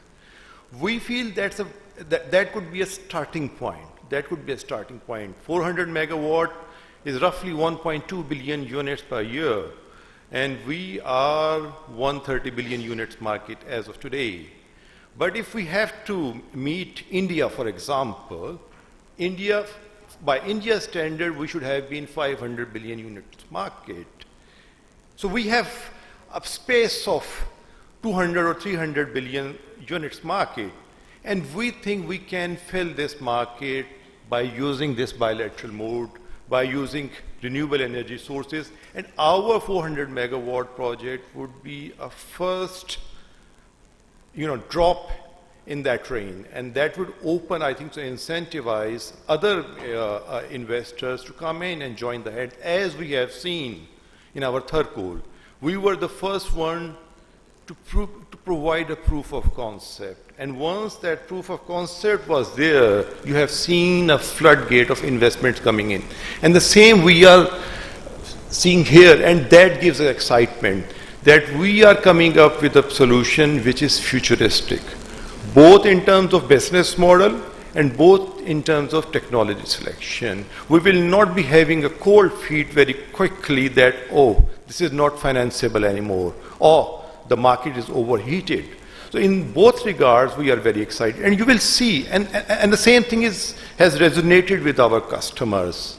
And you will see once we will sign a few MOUs at the end of this symposium, steel manufacturer, non-Engro customers are very excited. Our own demand is there. And we think 400 megawatt is a good start to show to the world that Pakistan renewable energy sector is an investable market. They should come here, and there's a huge potential. There's a huge potential that if we pitch at the right product, it will sell. And that's what keeps us excited. Thank you. I think I can feel that excitement and that adrenaline rush instantly. I think very heartening to hear that the private sector is gung-ho on its bet into this multi-buyer market. I think what's more important when we talk about a multi-buyer market is the regulation part, because regulations form the backbone of any market reforms. And like NEPRA chairman did share with us that there are 7 regulations that have been notified as of yesterday.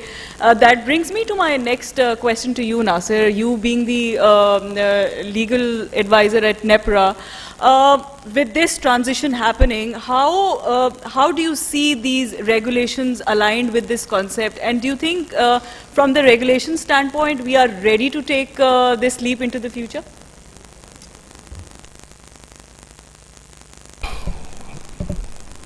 Yes, thank you, Fatma. In NEPRA, we look at these regulatory reforms holistically. So it is not just opening up the market, but also bringing discipline in the market as well, so that we know while we are opening up market, we are also protecting our existing players as well. So as of now, we have approved 7 regulations that have been notified. These regulations are regarding electric power supply regulations, in which we have provided roles and responsibilities of competitive suppliers and supplier of last resort. Then we have also approved distribution regulations, which now separate the supplier function from distribution function, which was basically done in the NEPRA Amendment Act 2018, and now it's been translated into the regulatory framework. Then we also have formulated consumer eligibility criteria regulations separately for suppliers of last resort, competitive suppliers, and then distribution licenses as well. So previously there was only one consumer eligibility criteria for discos, but now we have like 3 consumer eligibility criteria, one for competitive, one for supplier of last resort, and one for distribution companies. Then we also have brought certain changes into our licensing regulations, so that the new licenses that have to be granted in NEPRA 2018 Amendment Act, those are also covered in the amended regulations. Mr. Shah Jahan is sitting here, so he would be glad to hear that we have also notified registration regulations, in which AEDB, PPIB, and other associated services which are not to be licensed, but they are directly connected with the electric power sector, are to be registered with NEPRA. So these registration regulations are basically providing the whole mechanism how an entity would apply for registration and how this registration would be done. And besides this, we are also working on certain other regulations. Among those regulations, very important is power procurement regulation, because much has been talked about boom and bust cycle. So we want to avoid that as well while we are opening up the market. So we want to provide a clear roadmap how power procurement would be done on the public sector side, and build in proper checks and balances regarding planning, procurement, and implementation. So we have approved IESEP already, and now we are in the process of developing and approving transmission expansion plan as well. And then its third pillar would be these power procurement regulations. Those also have been shared with the public for their comments, and we have received very valuable comments. And there are certain other regulations like trader regulations, market operator regulations, system operator regulations on which we are working. So we are confident that under the leadership of our authority, we'll be able to provide an enabling regulatory framework for this sector and complete the unfinished agenda of unbundling plan that was given in 1992. Great. So Nasir, can we actually then say that before 1st May, when the CTBCM is going to roll out, all our regulations, notifications will be in place? Yes. So perhaps that endorsement we get from you today, right? Okay, so I think hearing all of my panelists, the legislative framework is in place, planning has endorsed that although we have challenges, but this is the way to go. There's no other way. So market reforms is the only way to bring this sector back on its feet.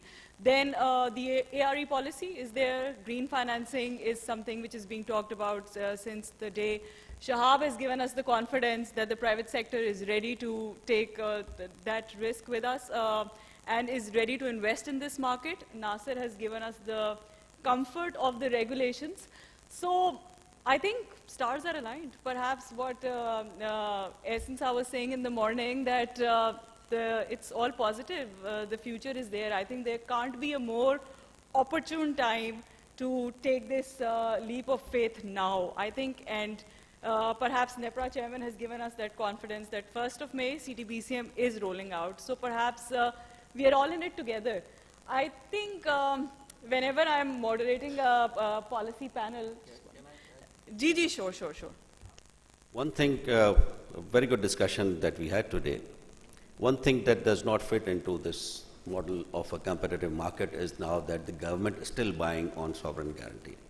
So this is one thing where I would say my friend and my colleague, Mr. Shahjahan, that he should be advising the government that now is the time when we are surplus, we should get out of this buying model. This single buyer has not let the market develop. So let the single sovereign buyer come out of the market for a while, for a couple of years, and let the players take a risk. As said, that a lot of money is chasing the renewables.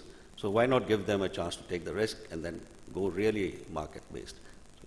Thank you. So, sure. This is a very critical point, and we have been working on that. I think most of private sector is sitting here.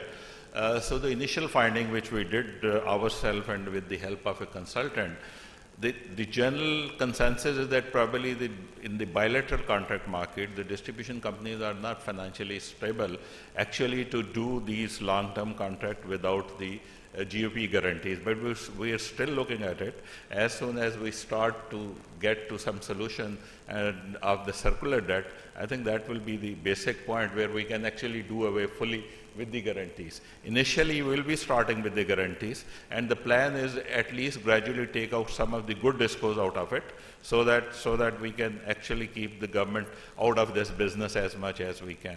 Thank you. Waqas, any last comments from your side? Najma won't like it. No. I was thinking of opening up to question and answers. So all right, sir. So I think the way I'd like to conclude is that we need a lot of industry to move on the grid. The electric grid needs to have industry on it. You'll probably be surprised that out of our primary energy consumption, only 17% is electricity. So most of our primary energy consumption comes from oil and gas. Gas is nearly 1/3 of our primary energy consumption. Dr. Shamshad was talking about gas network. In my personal view, we should not be having 2 energy distribution networks. It's very inefficient. So I think as a policy in the long term, we have to decide on what is the energy source that we have to provide to industries and the households. And then we have to shift to that particular energy grid, whether it's electricity or gas. So I think this dual management of networks and state ownership has not been a very good idea. Now that we are moving towards a market, we have a framework which we do not have in gas. So I think we have to wean industry away from natural gas. That's my own view. and I think we have to move them towards electricity grid. We have a framework for competitive procurement of electricity or affordable procurement of electricity. So I think the shifting of industry to electricity grid is a very important step that we should see in the next 5-6 years, so that we can focus on an efficient energy distribution network, get to the user their final energy at the cheapest source. It shouldn't be a choice, because I think having choices, we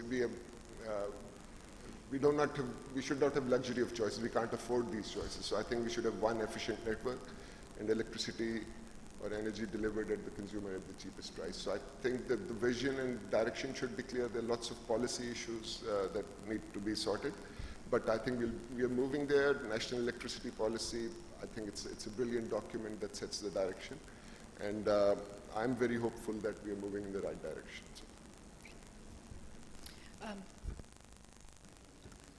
So thank you so much for that really enlightening stuff. I really like this concept of this proof of concept projects. I mean, I think we're physical people in Pakistan, so we really like to see something, and I'd love to hear more about it. What we thought we'd do is take 1 or 2 questions very briefly on this session. If you can just introduce yourself and then briefly ask your question. Assalamu alaikum. My name is Mustafa Abdullah. I'm developing a 25 megawatt wind project at Jimpeet. I got LOI in 2015. I got tariff of 3.58 cents in 2020, but I did not get any gazette approval for the tariff. Mr. Shah Jahan is here, and he's talking about bidding the wind and solar projects. Why bidding? Have you done bidding for any other projects? Already the tariff for wind and solar is 3.5 cents. So what do you want to get from bidding except waste of time? And another thing which Mr. Shah Jahan said, our target for up to 2030 is 10,000 megawatt of additional wind and solar. What is the target for India? 400,000 megawatt solar energy only in next 10 years. And we are very happy with 10,000 megawatt of solar energy. Where are we aiming? This reminds me of an Indian movie, Three Idiots, which said, all is well. Dr. Shamshad said we are stealing $1 billion of gas every year. She said we have $13 billion of circular debt. Where are we ending up? Wind and solar is the only solution, and ARE policy has strangled the wind and solar projects. IGCF has stopped wind and solar project investment. Right. Ask Mr. Shah Jahan how many wind and solar projects were installed in the last 6 years? 0. Isn't it shameful? Thank you. Right. Thank you. Go ahead, Shah. Can I answer that? You know, Mr. Mustafa, with the introduction of bilateral market, you can sell not only to CPPA, you can sell to in the bilateral market. So you don't need to be frustrated if you are a low-cost producer. Like you are saying you are the lowest cost producer, bilateral contract market provide you that alternate route to choose your buyer. Like it is providing a route to a customer that they can buy power from a choice of supplier, you can choose your own trader. You want to sell to Shah Jahan Mirza or you want to sell a trader in the bilateral market.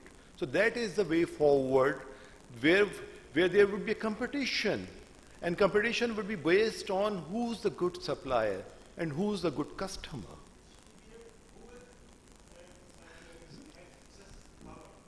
Nobody will like to sell power to private sector because they have got capacity factor payments. Sir, so what are you aiming at? You know, Sir, if I can ask you both to take it to the private during tea, we can literally on tea. If I take one final question, there's someone over here, sir. My name is Sharik Vora. I am the former president of Karachi Chamber of Commerce and Industry. Just an observation and not a question, Dhaga Sahab. As we know that most of the coal mines in China are in the north, but the consumption is in the coastal areas. Fortunately, in Pakistan, our coal mines are very close to the coastal area, that is Thar. Unfortunately, we haven't been able to even come up with an initiative to have a big industrial area near Thar. We can reduce a lot of distribution costs. Why we haven't done that? So that's a good observation. What I can tell you from my experience is that Sindh government at one time had this idea of bringing this entire coal consumption sort of complex near KT Bandar, because they thought that the water in Thar is now dropping down and the underground water cannot be used for too many projects. So if they bring the projects to near KT Bandar, they can use the ocean water to cool the plants and then put up an industrial complex around it. But somehow the Sindh government did not pursue it that much. Otherwise, it was a good project in my opinion.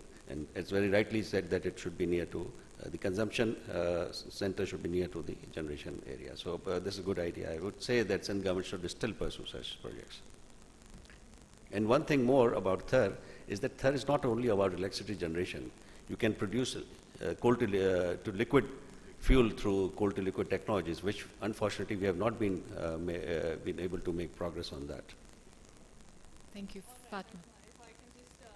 I think what I was trying to say earlier was whenever I'm moderating a policy panel, it's very easy to start off the discussion, but then it's absolutely impossible to bring it all together. और उसमें if I can switch to Urdu for a second, मैंने हमेशा chairman NEPRA को देखा है जब बात कूजे में बंद नहीं हो रही होती तो वो एक शेर का इस्तेमाल कर लेते हैं और because माशाल्लाह यहाँ ऐसे लोग हैं जिनके तलफ़्फ़ुज़ बहुत अच्छे हैं, so I would not dare to attempt, but I would request Sir Ehsan if आप अपना वो एक जो अपनी डायरी में से एक शेर अगर हमारे लिए पढ़ दें जो कि इस जी सर तो कि हमारी पॉलिसी का डायलॉग ख़त्म हो जाए.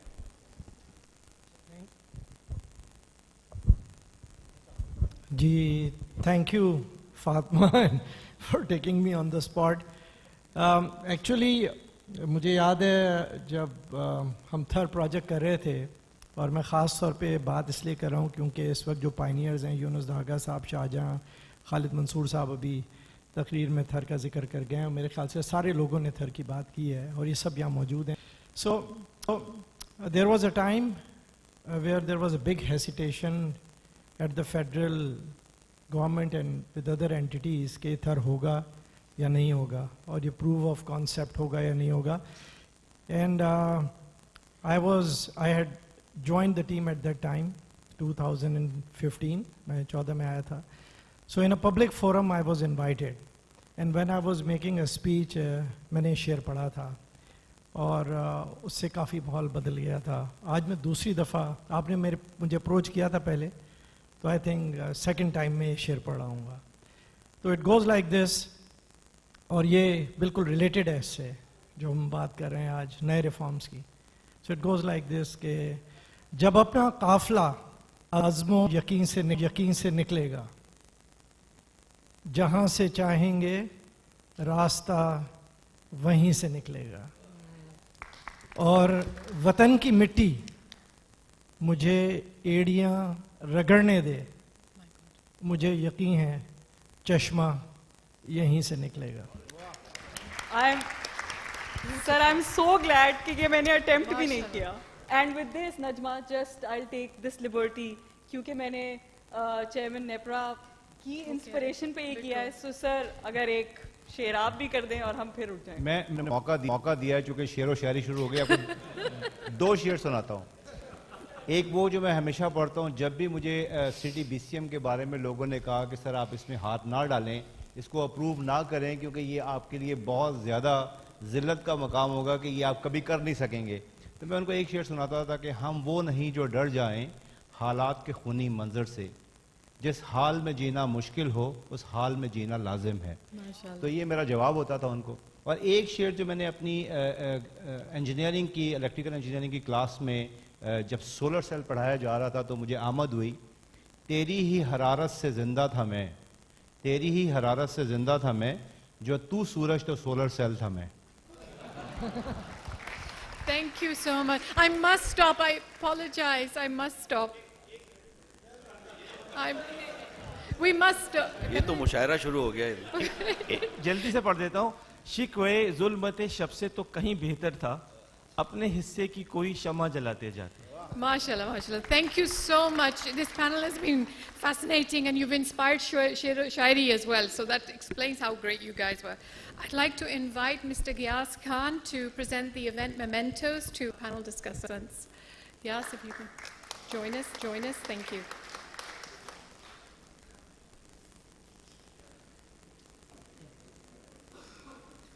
Mr. Yunus Daga, Chairman, Policy Advisory Board and the Federation of Pakistan Chambers of Commerce and Industry.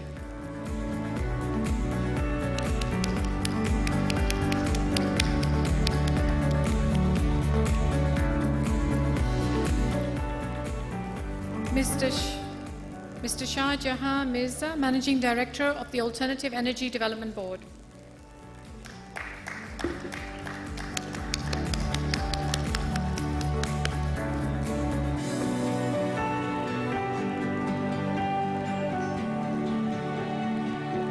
Mr. Waqas bin Najib, Member, Energy, Ministry of Planning, Development and Special Initiatives.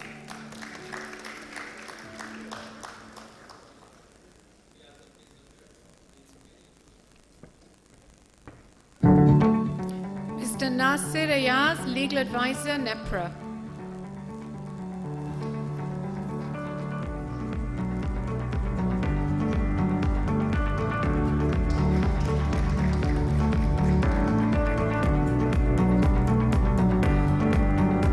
Mr. Shahab Qadir, VP, Business Development, Engro Energy.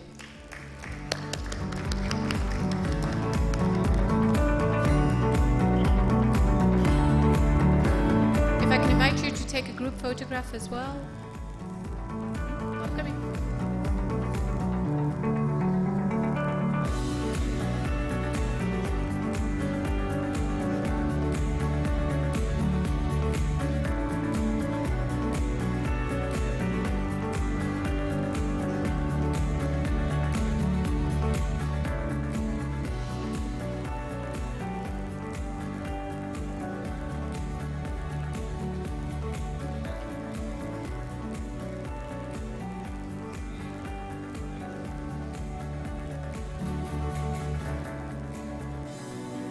We now have tea break. It's going to be somewhat shorter thanks to the shares that we heard from Ehsan Saab and Tosi. 11:45, please. If you could come back by 11:45, that would be great.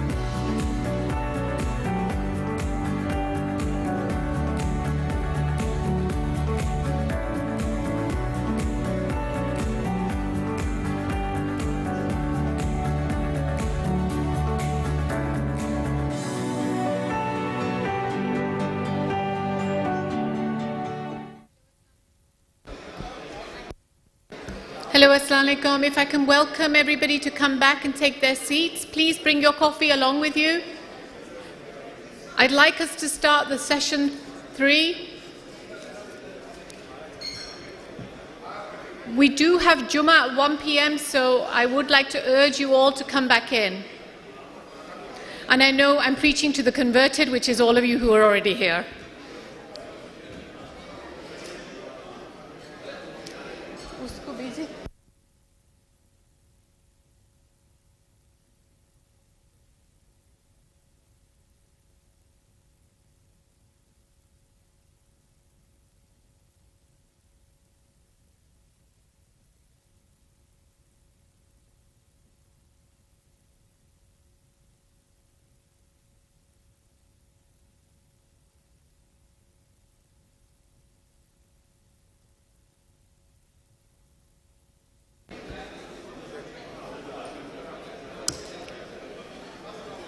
If I could encourage everyone to come back in, please, so that we can start our panel 3.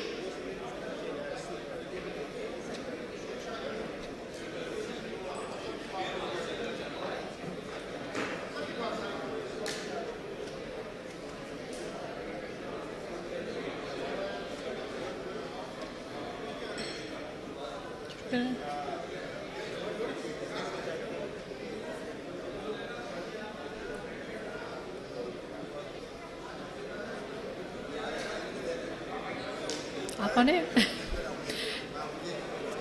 I don't want to invite you when everybody else.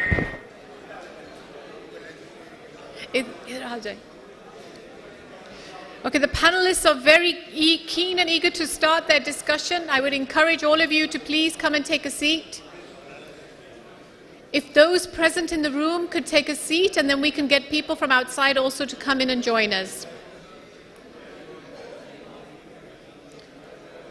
Because we've just had our break, please do remember to put your phone back on silent.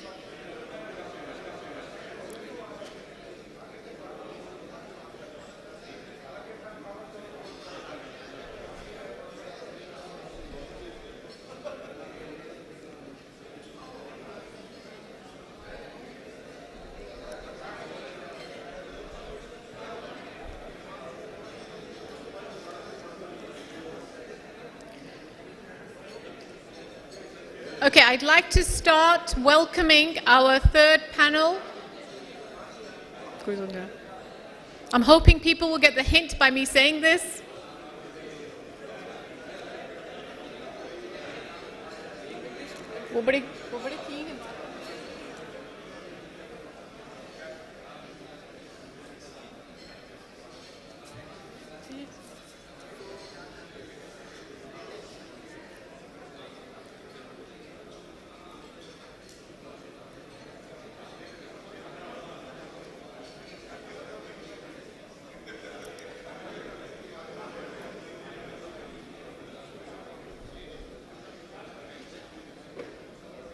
I don't want to start this panel without enough people sitting, because it is one of the most important panels.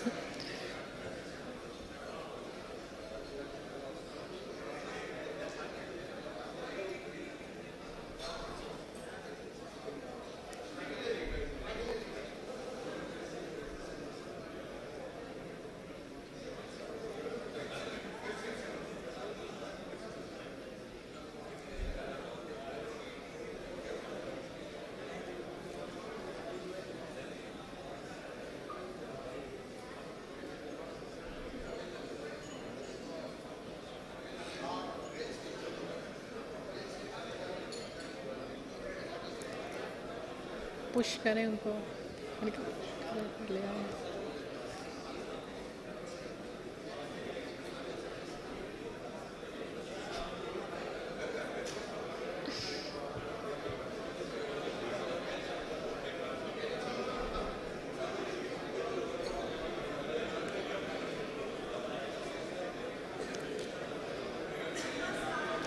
Okay.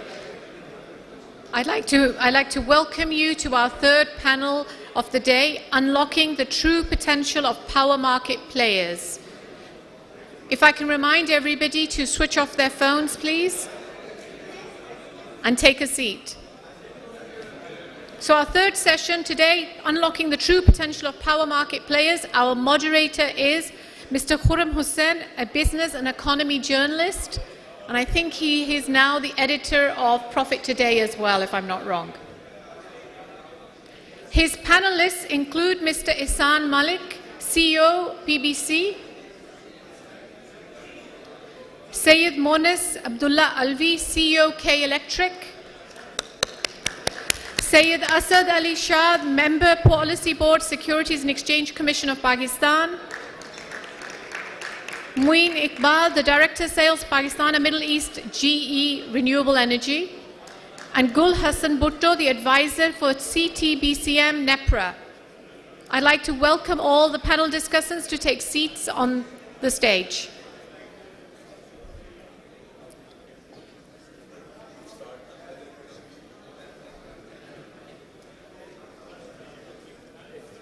Khurram, if you can join us on stage also.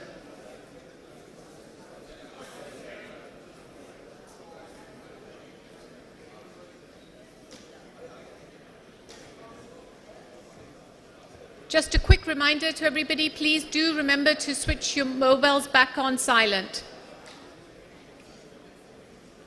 So our moderator for this session, very important session, is Khurram Hussain, who is a business and economy journalist. Khurram, thank you so much. Hand over to you.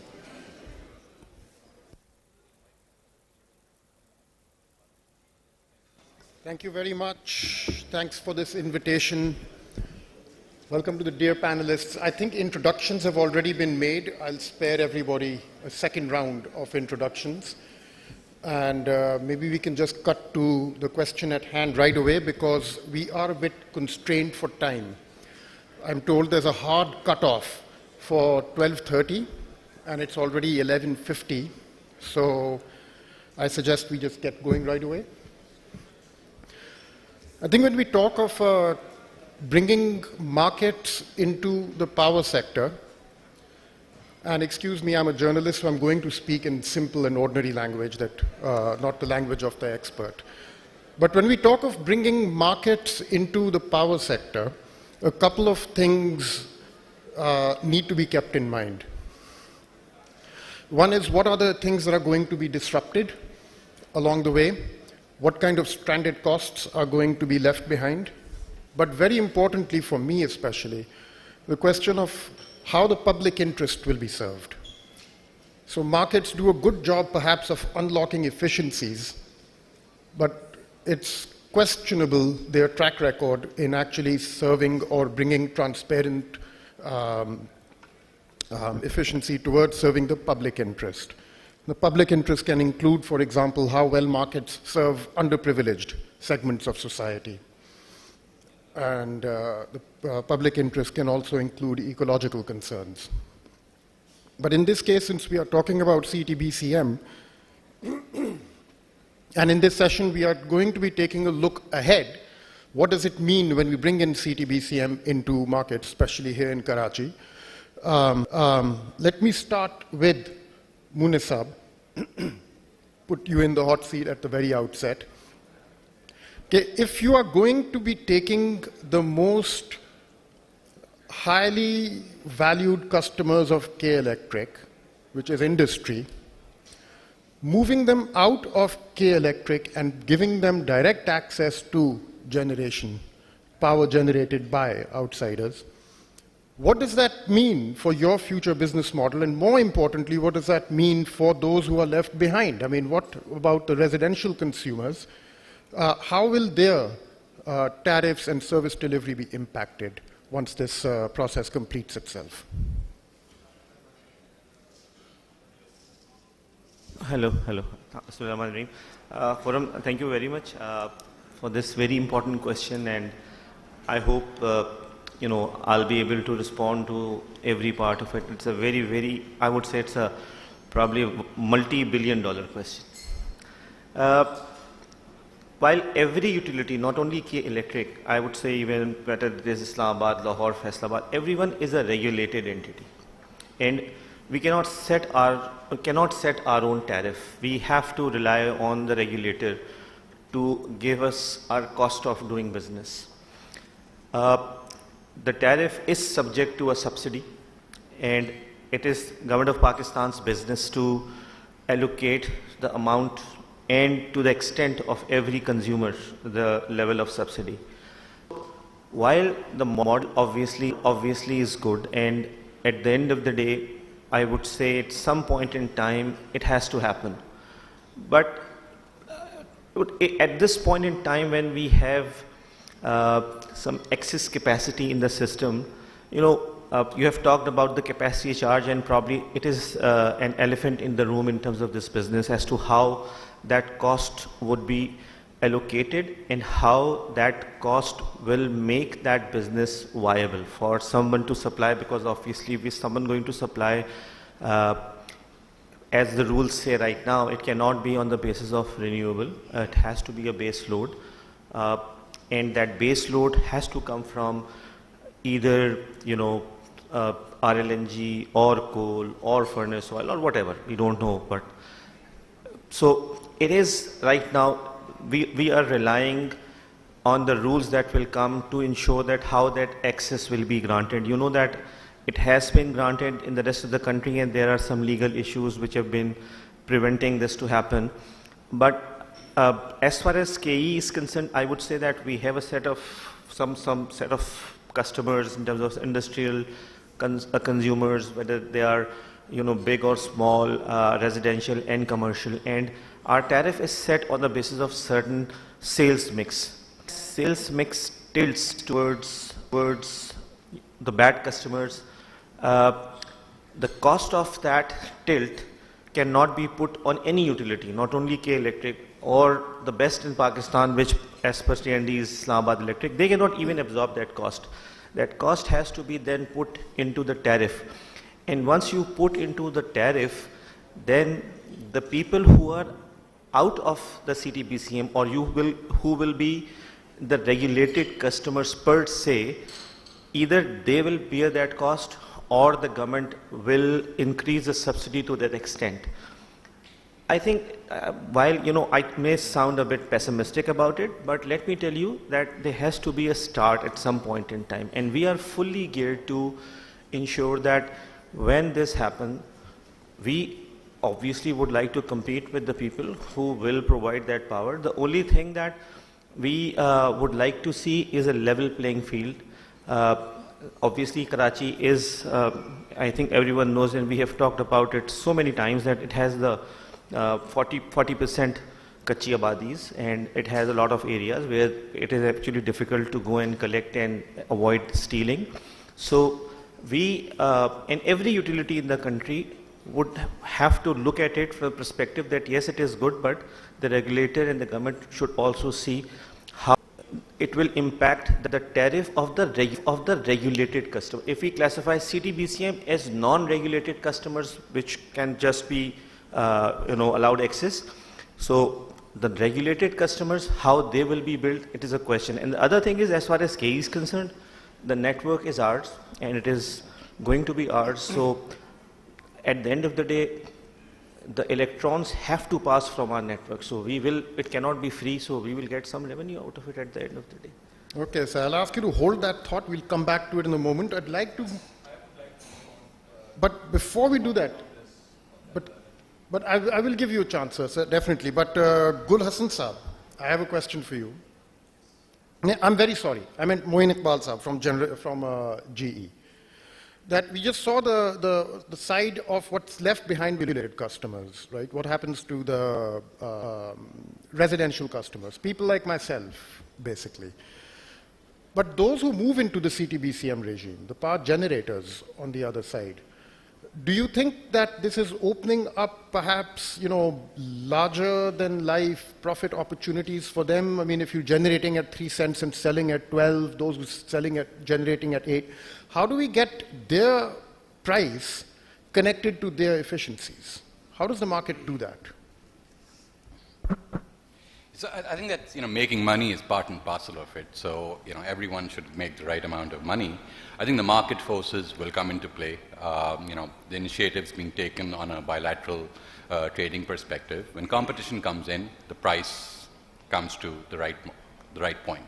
So I think that's going to happen. So I think that should not be a concern in terms of anyone. In fact, there'll be more transparency in the market.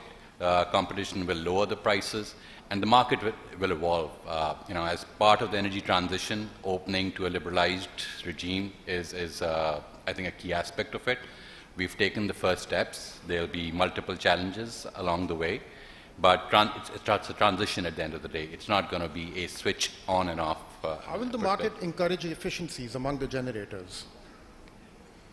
Well, they're not going to get paid, right? They're not going to be able to book deals based on a certain cost. Okay. And that, in a sense, will, on the technology side, on the infrastructure side, will squeeze everyone to optimize their efficiencies.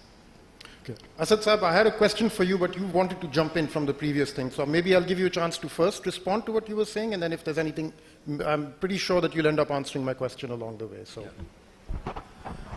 I think it's a very important matter that I think needs more deliberations and consideration than perhaps it has been thought of. The reason why I'm saying is, and as Mona said, and let me also clarify, by the way, I'm also on the KE's board. Well, two people from KE, but I'm giving you my view not purely as my personal individual view, not as a director on the KE's board. It's purely objective.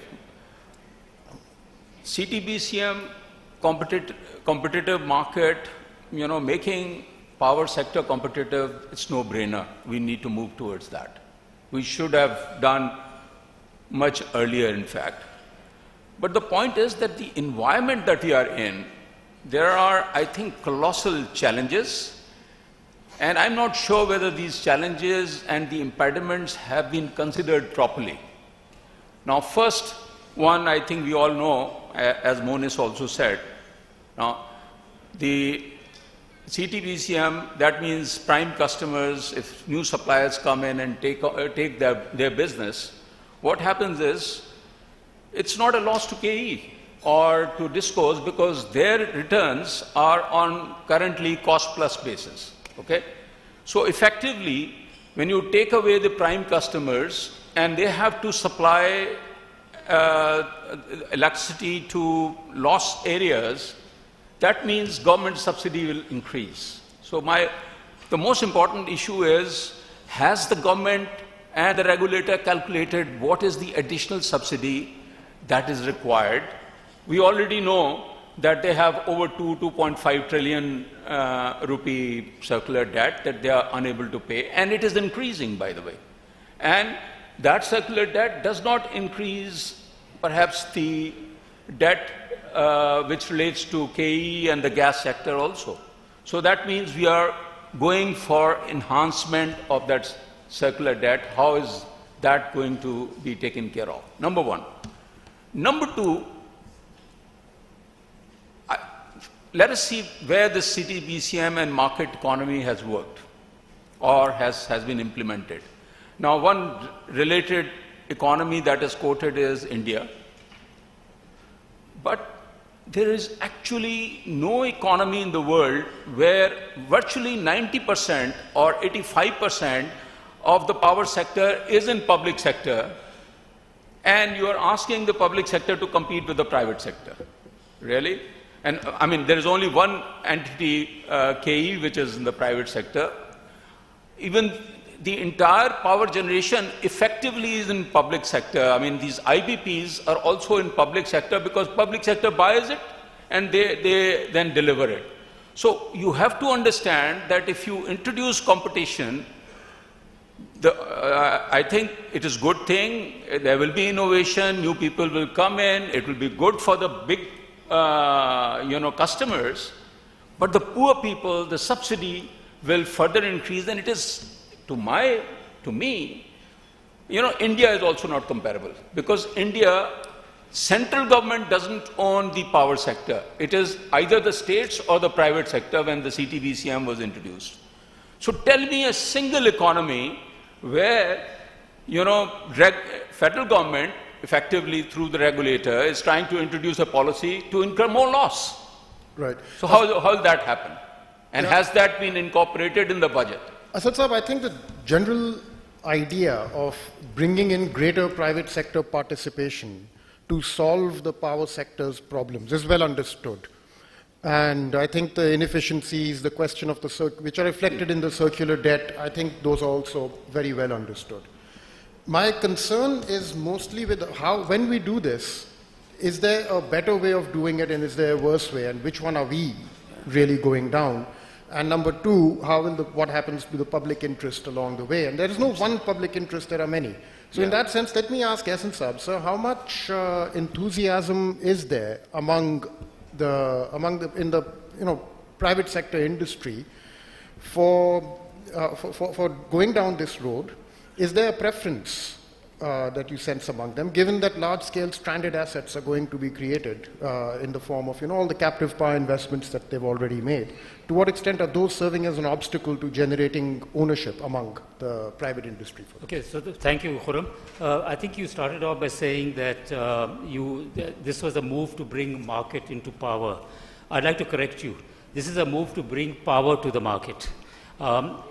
What has basically been happening in Pakistan is that Pakistan is deindustrialized. And the reason why it deindustrialized earlier was because we did not have power. And then when we got the power, it was neither reliable, it wasn't uninterrupted, it wasn't fluctuation-free, and it was costly. And on top of it, it wasn't even sustainable, from an environmental point of view. So it is really all this series of moves that we are talking about is the culmination of an effort to bring power to the market. Now, why is that important? Today, Pakistan faces a solvency crisis. We have virtually lost our sovereignty. The only way that you can gain sovereignty is by what we call Make in Pakistan. And what is Make in Pakistan all about? Aside from generating jobs, it is promoting value-added exports and import substitution. This will only happen if we become competitive, and energy plays a vast role in becoming competitive. We do not have competitive energy today, right? Now, to your point about captives, why are the captives where they are? They neither had reliable energy, they did not have uninterrupted power, they did not have fluctuation-free power, and with all the investment as a result of turf that has gone in, particularly into the textile industry, which happens to be 60% of your total exports, they have invested in highly sensitive equipment. They cannot tolerate fluctuation. I know, and we all know, that today there are, at least on paper, 10,000 megawatts of surplus power available. With the planned capacity additions, there are going to be perhaps another 4,000 to 5,000 megawatts that will become available. Today, there are about 6,500 megawatts of captive power, but the captive power producers are not willing to go in the direction of the grid and the direction of the mainstream supply, because they cannot get reliable power. And once the equipment stops, it takes hours upon hours to restart it, and there's a lot of wastage of material. Yeah? So I think it is a question of bringing power to the market. You cannot hold industry hostage to your past. Just as somebody was saying, we should have started coal about 10 years ago, and today we would have been $4.5 billion a year richer. The time to become competitive is today. You need the exports today, you need the import substitution today, you need competition today, and that requires competitive energy. Whatever has happened in the past, yes, has to be absorbed by somebody, but you have to make up your mind. Do you want to go bankrupt as a country, or do you want to remain sovereign? Do you want jobs to be generated, or do you want people on the streets? So I'll just stop with that. Thank you. Okay, well, the question was more specifically about, and Moin, I'll throw this to you one more time. The question is about better and worse paths down the road, right? If we agree with the fact that, yes, okay, we need to walk down this road of bringing power to market or market to power, making power marketable or marketing power, whatever, right, we want to call it, but is there a better way of doing that, and is there a worse way of doing that? So can you tell us, like, what have been some of the best practices around the world that can be kept in mind when moving down that path over here? Yeah, the world is in the midst of an energy transition. Yeah. Right? And the crux or the objective to overcome in this energy transition is to address the trilemma. which is essentially decarbonization or protecting the environment, affordability, and energy security. With energy security taking an increased weightage with the new geopolitics aspect of it. The affordability aspect is, I think, to a great extent addressed and is going to get better apart from the hitch that we're seeing due to the geopolitics. However, to your point that, in terms of the market addressing this situation, we have to realize that pricing is no longer going to be impacting us. The forces that are working globally are leading towards liberalization. A competitive market is a first step as part of this energy transition. Yes, there will be challenges that exist, and what Munis mentioned and what Mr. Asad mentioned, those challenges will exist. But the pathway is liberalization. We need to open up the market. We need to bring competition into the equation, and the market forces will dictate and provide the path. And just to add further, we're talking about a lot of policies and pricing aspect of it. In terms of the way forward, from a technology perspective, the view is that for all these initiatives to work, for distributed generation to work, for bilateral trading to work, the critical backbone is going to be the grid. So yes, we're talking a lot about generation and the end customers, but the middle part is what is going to determine the success of this transition. So I'd just like to reiterate that, whereas all these things are great, the regulations are coming in, there is private sector interest, but without the grid as a backbone, with the changing energy dynamics, the sources of fuel changing, the generation mechanisms changing, the grid moving from one-way flow to a two-way flow, nothing will work until we are able to make sure that the grid is available. And just from a technology perspective, the way forward is hybridization, obviously in a liberalized market, in a bilateral market. Yes, we need to overcome the challenges, but we need to start at some point. Okay.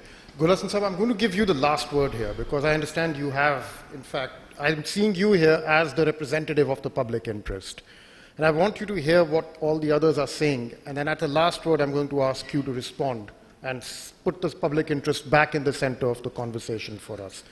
But in the meantime, if I can invite somebody from the floor, Dr. Zubair, sorry, not doctor, but Mr. Zubair Motiwala, let's hear from one more private industry voice, direct stakeholder in Pakistan's manufacturing sector and somebody who's been a big voice on energy requirements of Karachi industry for a very, very long time now. So how much enthusiasm is there among industry to move down this road, and what kind of costs are they seeing, and do they see a better path in doing this, keeping in mind that this is a road we have to walk? Is there a better way of doing it and a worse way of doing it?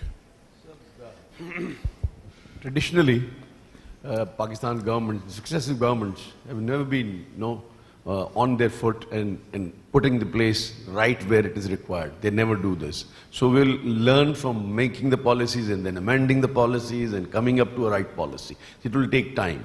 So right now when we're talking about things, I think that there is an enthusiasm among the industrialists. They feel that the energy market should open, otherwise, when the exports would not be competitive. As rightly learned speaker said this. So what I'm saying is that when you all correct this, what is our point of view, the industry? So industry feels that, with hybrid system, I have to put wind in Jampir and somewhere else where the wind tunnel is situated, then I can have solar at my own place. So we need that wheeling system in place. Still now, I have required so many times, no wheeling policy has ever been, still it's not been even initiated.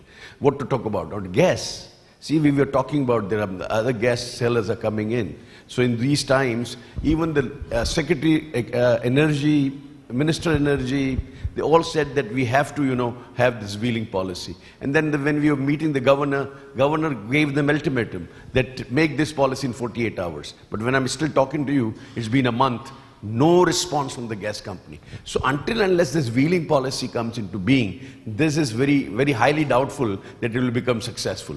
But on the contrary, I would say that what Shah Sahab was saying, that energy cost would increase for the distribution companies, for the generating companies who are otherwise doing it. So if we say like we are able to do it 20% and we spare 20%, this 20% will be there. So that also means that increase in cost for the discos, for the KE or other companies like this. So where this would be filled in. So the paymaster is only industry.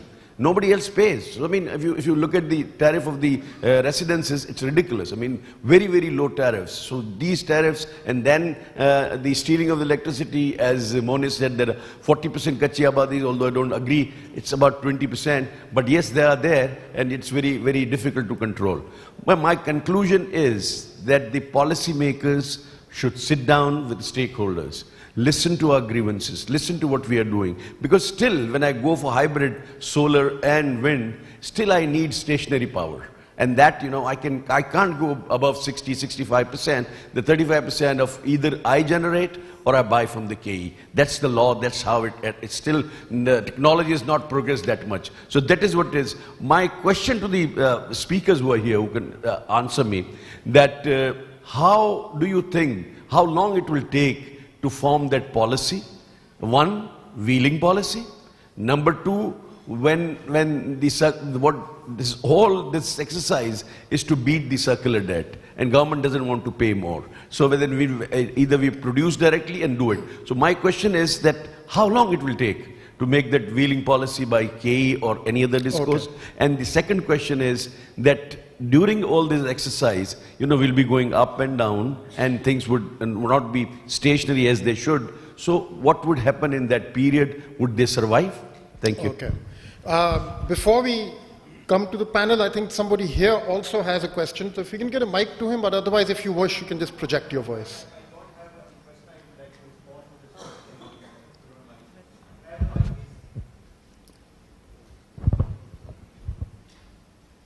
Ji basically मैं मोतीवाला साहब interesting point you raise but I just wanted to mention one thing कि जो wheeling की policy is very much there, उससे बहुत आगे हम निकल गए थे. नेपरा में we gave excellent investor friendly rates, जिसमें कि 8 आने आपको देने थे ट्रांसमिशन कंपनी को और तकरीबन ₹1.5 आपको देना था किसी डिस्को को व्हीलिंग कराने के लिए. अनफॉर्चुनेटली डिस्कोज ने स्टे ऑर्डर ले लिया हमारे खिलाफ डिसीजन के, और जिसकी वजह से वो फ्लाई नहीं हो सका. लेकिन जो व्हीलिंग था that was with in discoms. जो CTBCM है that is an advance form, जिसको आज हम यहाँ सेलिब्रेट करने के लिए आए हैं. इंशाल्लाह will launch it next month, तो 1 मई को. तो ये मैं आपको अश्योर कर रहा हूँ कि policy is very much there, और उससे हमने बहुत ज़्यादा ग्राउंड कवर करके, आप सुबह के सेशन में नहीं थे, मैंने सारी डिटेल बताई है, but for the benefit for industrialist, ये हम आपको एक पावर देने जा रहे हैं 1 मेगावाट से ऊपर इंडस्ट्रियलिस्ट को, कि वो अपनी जो buying and selling of electricity है उनको चॉइस देने जा रहे हैं. और इससे सबसे बड़ा रेवोल्यूशन जो है वो ग्रीन रेवोल्यूशन आएगा, क्योंकि सस्ती तरीन बिजली जो है. तो अब इंशाल्लाह with the launch of this CTBCM, जिसमें हमने 16-17 रेगुलेशंस बनाई हैं, इसमें रूल्स बने हैं, बहुत ज़्यादा इसमें काम हुआ है. तकरीबन 80,000 मैन आवर्स इसमें हमने लगाए हैं पिछले 16 महीने में. तो ये मैं आपको बताना चाह रहा था बस. थैंक यू फॉर द नहीं जी, बहुत मुश्किल काम था. I don't want that we should get bogged down in this debate, but Hassan Saab, this is a good time to bring sorry, Gul Hassan Saab, this is a good time to bring you in here. I think I'll take from that one that you rightly said कि public interest की बात हो रही है, और I'm not here to defend the CTBCM, but I'll talk from my core of the heart. As a student of engineering and a student of the finance, मुझे ये ज़रूर पता है, बिल्कुल clear है कि investors as a Shahab is rational, and demand as a Motiwala is also rational, and markets are efficient. सारे discussion में ये बात हुई है कि मार्केट एफिशिएंट्स हैं. PIA में एयर सियाल सरीन आ जाए, एफिशिएंसी आ जाएगी. टेलीकॉम में आ गई, एफिशिएंसी आ गई, और टेलीकॉम की डीप बंडलिंग में मेरी पहली जॉब वहाँ पे थी. तो यहाँ पे तो क्वेश्चन ही नहीं है कि मार्केट नहीं चाहिए, मार्केट चाहिए. Monopolies are the gone days in the world. हम सिर्फ 20 साल पीछे हैं. 92 के प्लान से 2015 का ECC का फैसला गवर्नमेंट का होता है कि मार्केट चाहिए. CPPA 2002 में अथॉरिटी ने इन्विसेज किया एनटीडीसी के लाइसेंस, हिस्ट्री को हमें नहीं भूलना चाहिए। मैं थोड़ा सा इजाजत दीजिएगा हिस्ट्री से लेके और यहां पे आ जाए तो ये हमारे इश्यूज कुछ भी नहीं है। मार्केट सीटीबीसीएम के नाम से डरने की कोई वो नहीं है। Let's call it from today competitive wholesale electricity market at globe says. हम इसको सीटीबीसीएम क्यों कहते हैं?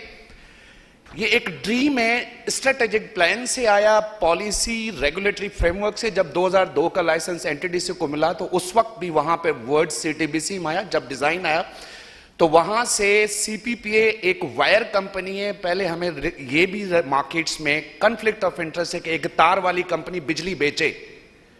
हम अगेन 20 साल इसमें लेट है। तो तार वाले ने तार का काम करना है, कमर्शियल वाले ने कमर्शियल काम करना। अब थोड़ा सा जर्नी की तरफ लेके चलते हैं कि हाउ हमें यह भी याद रखना है साथ साथ कि मार्केट्स एक रिवोल्यूशनरी स्टेप्स नहीं है, they are the evolutionary steps. Philippine, doctor Shamshad ने फिलिपाइन की बात की तो फिलिपाइन का जो एनपीसीसी था was exactly the वापदा।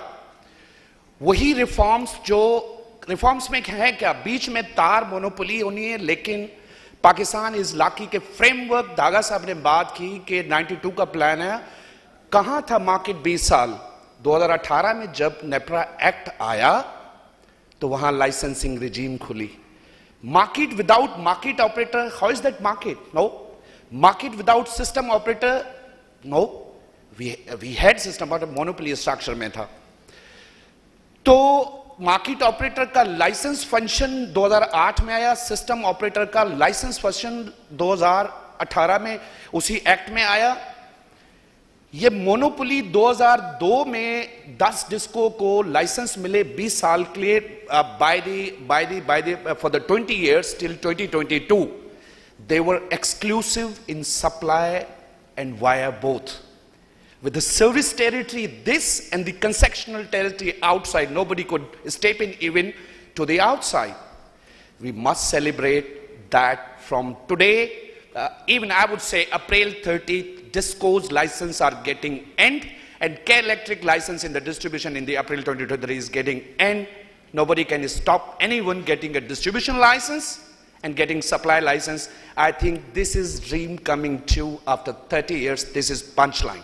Now, what to do about talking about stranded, cross subsidy? These are little issues. If we want the market, wheeling, Motiwala साहब 80,000 घंटे जो चेयरमैन साहब ने बात की, तो अब मैं 3,000 पेज का फ्रेमवर्क है इसके पीछे. The wheeling regulation was hardly the 10 pages. And what was that? Banking. दुनिया में बैंकिंग चलती है. Let's produce the power in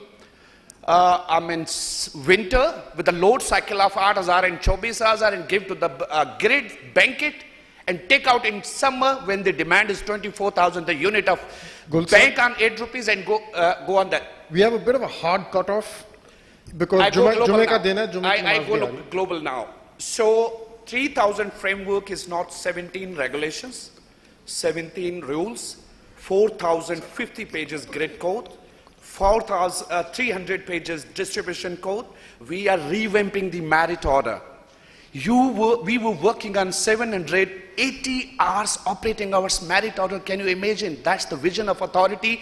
We are bringing hourly marginal price. When we bring the marginal price, every janitor was giving dispatch on the fax simply altogether. Now, SDSP, IT, people, process, technology has been improved there. So you have hourly marginal price, hourly dispatch. There you come, bring the efficiency. Now, CTBC is not about one single dot B2B. No, there are 10 other things. I would say K Electric is in advanced stage of bilateral contract management. DISCO in the future will do the bilateral contracts. We concern about our assets, and altogether when they do it, a corporate entity buy the electricity and sell it, it owns it, and it manages it efficiently and improves the service and overall obligations once on the shoulder. So the procurement regulation is coming. Gul sahab, logon ki namaz na qaza karwa dein sir.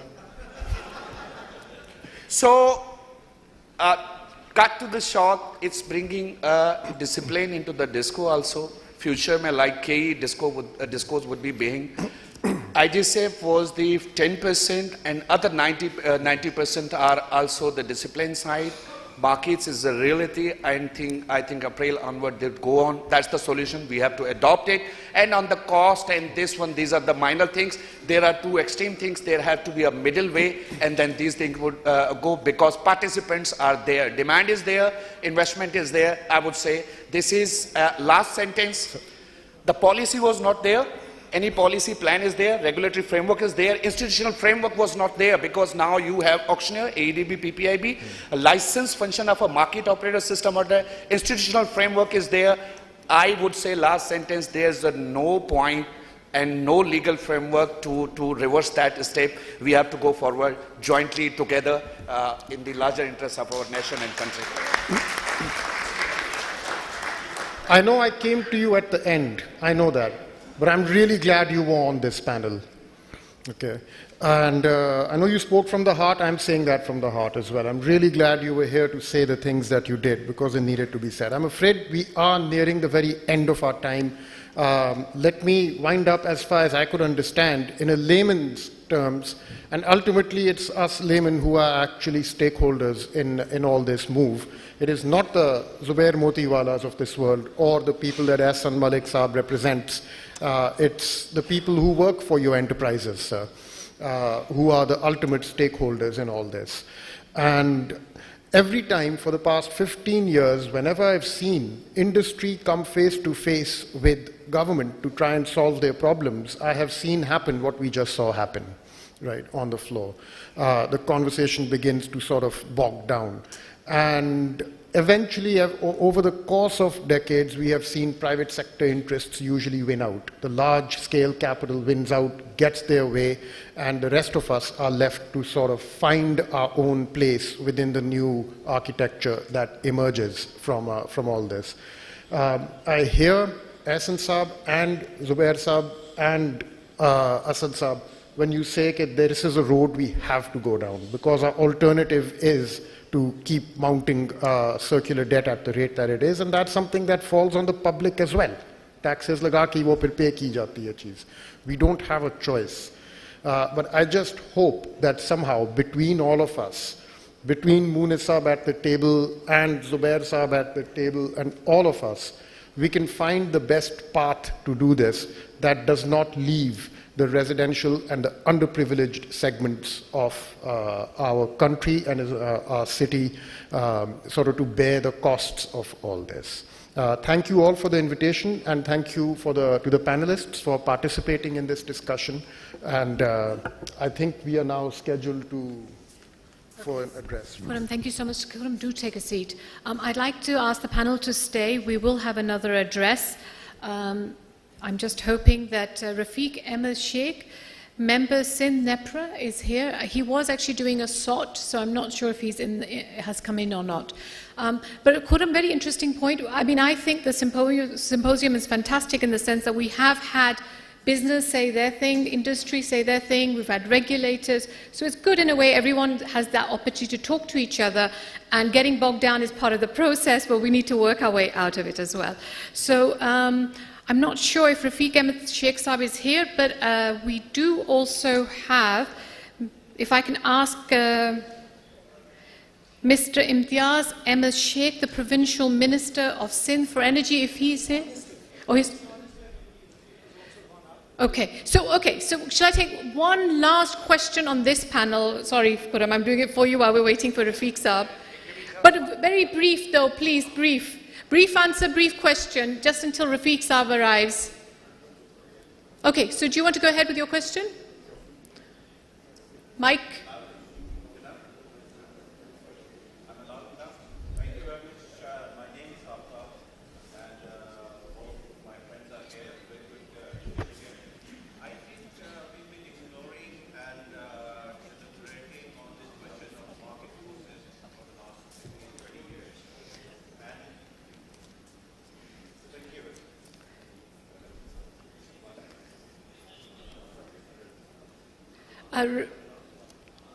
I think Rafiq Saab has joined us. Would you mind awfully if I take it to lunch? Sorry, thank you so much. Imtiaz Sheikh, sorry. So, sir, if I can invite you on the stage to address.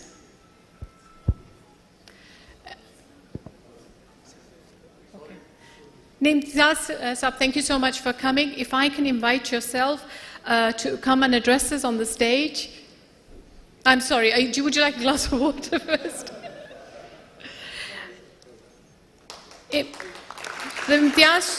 Imtiaz Ahmed Sheikh is our Provincial Minister of Sindh for Energy. I'm very grateful for him.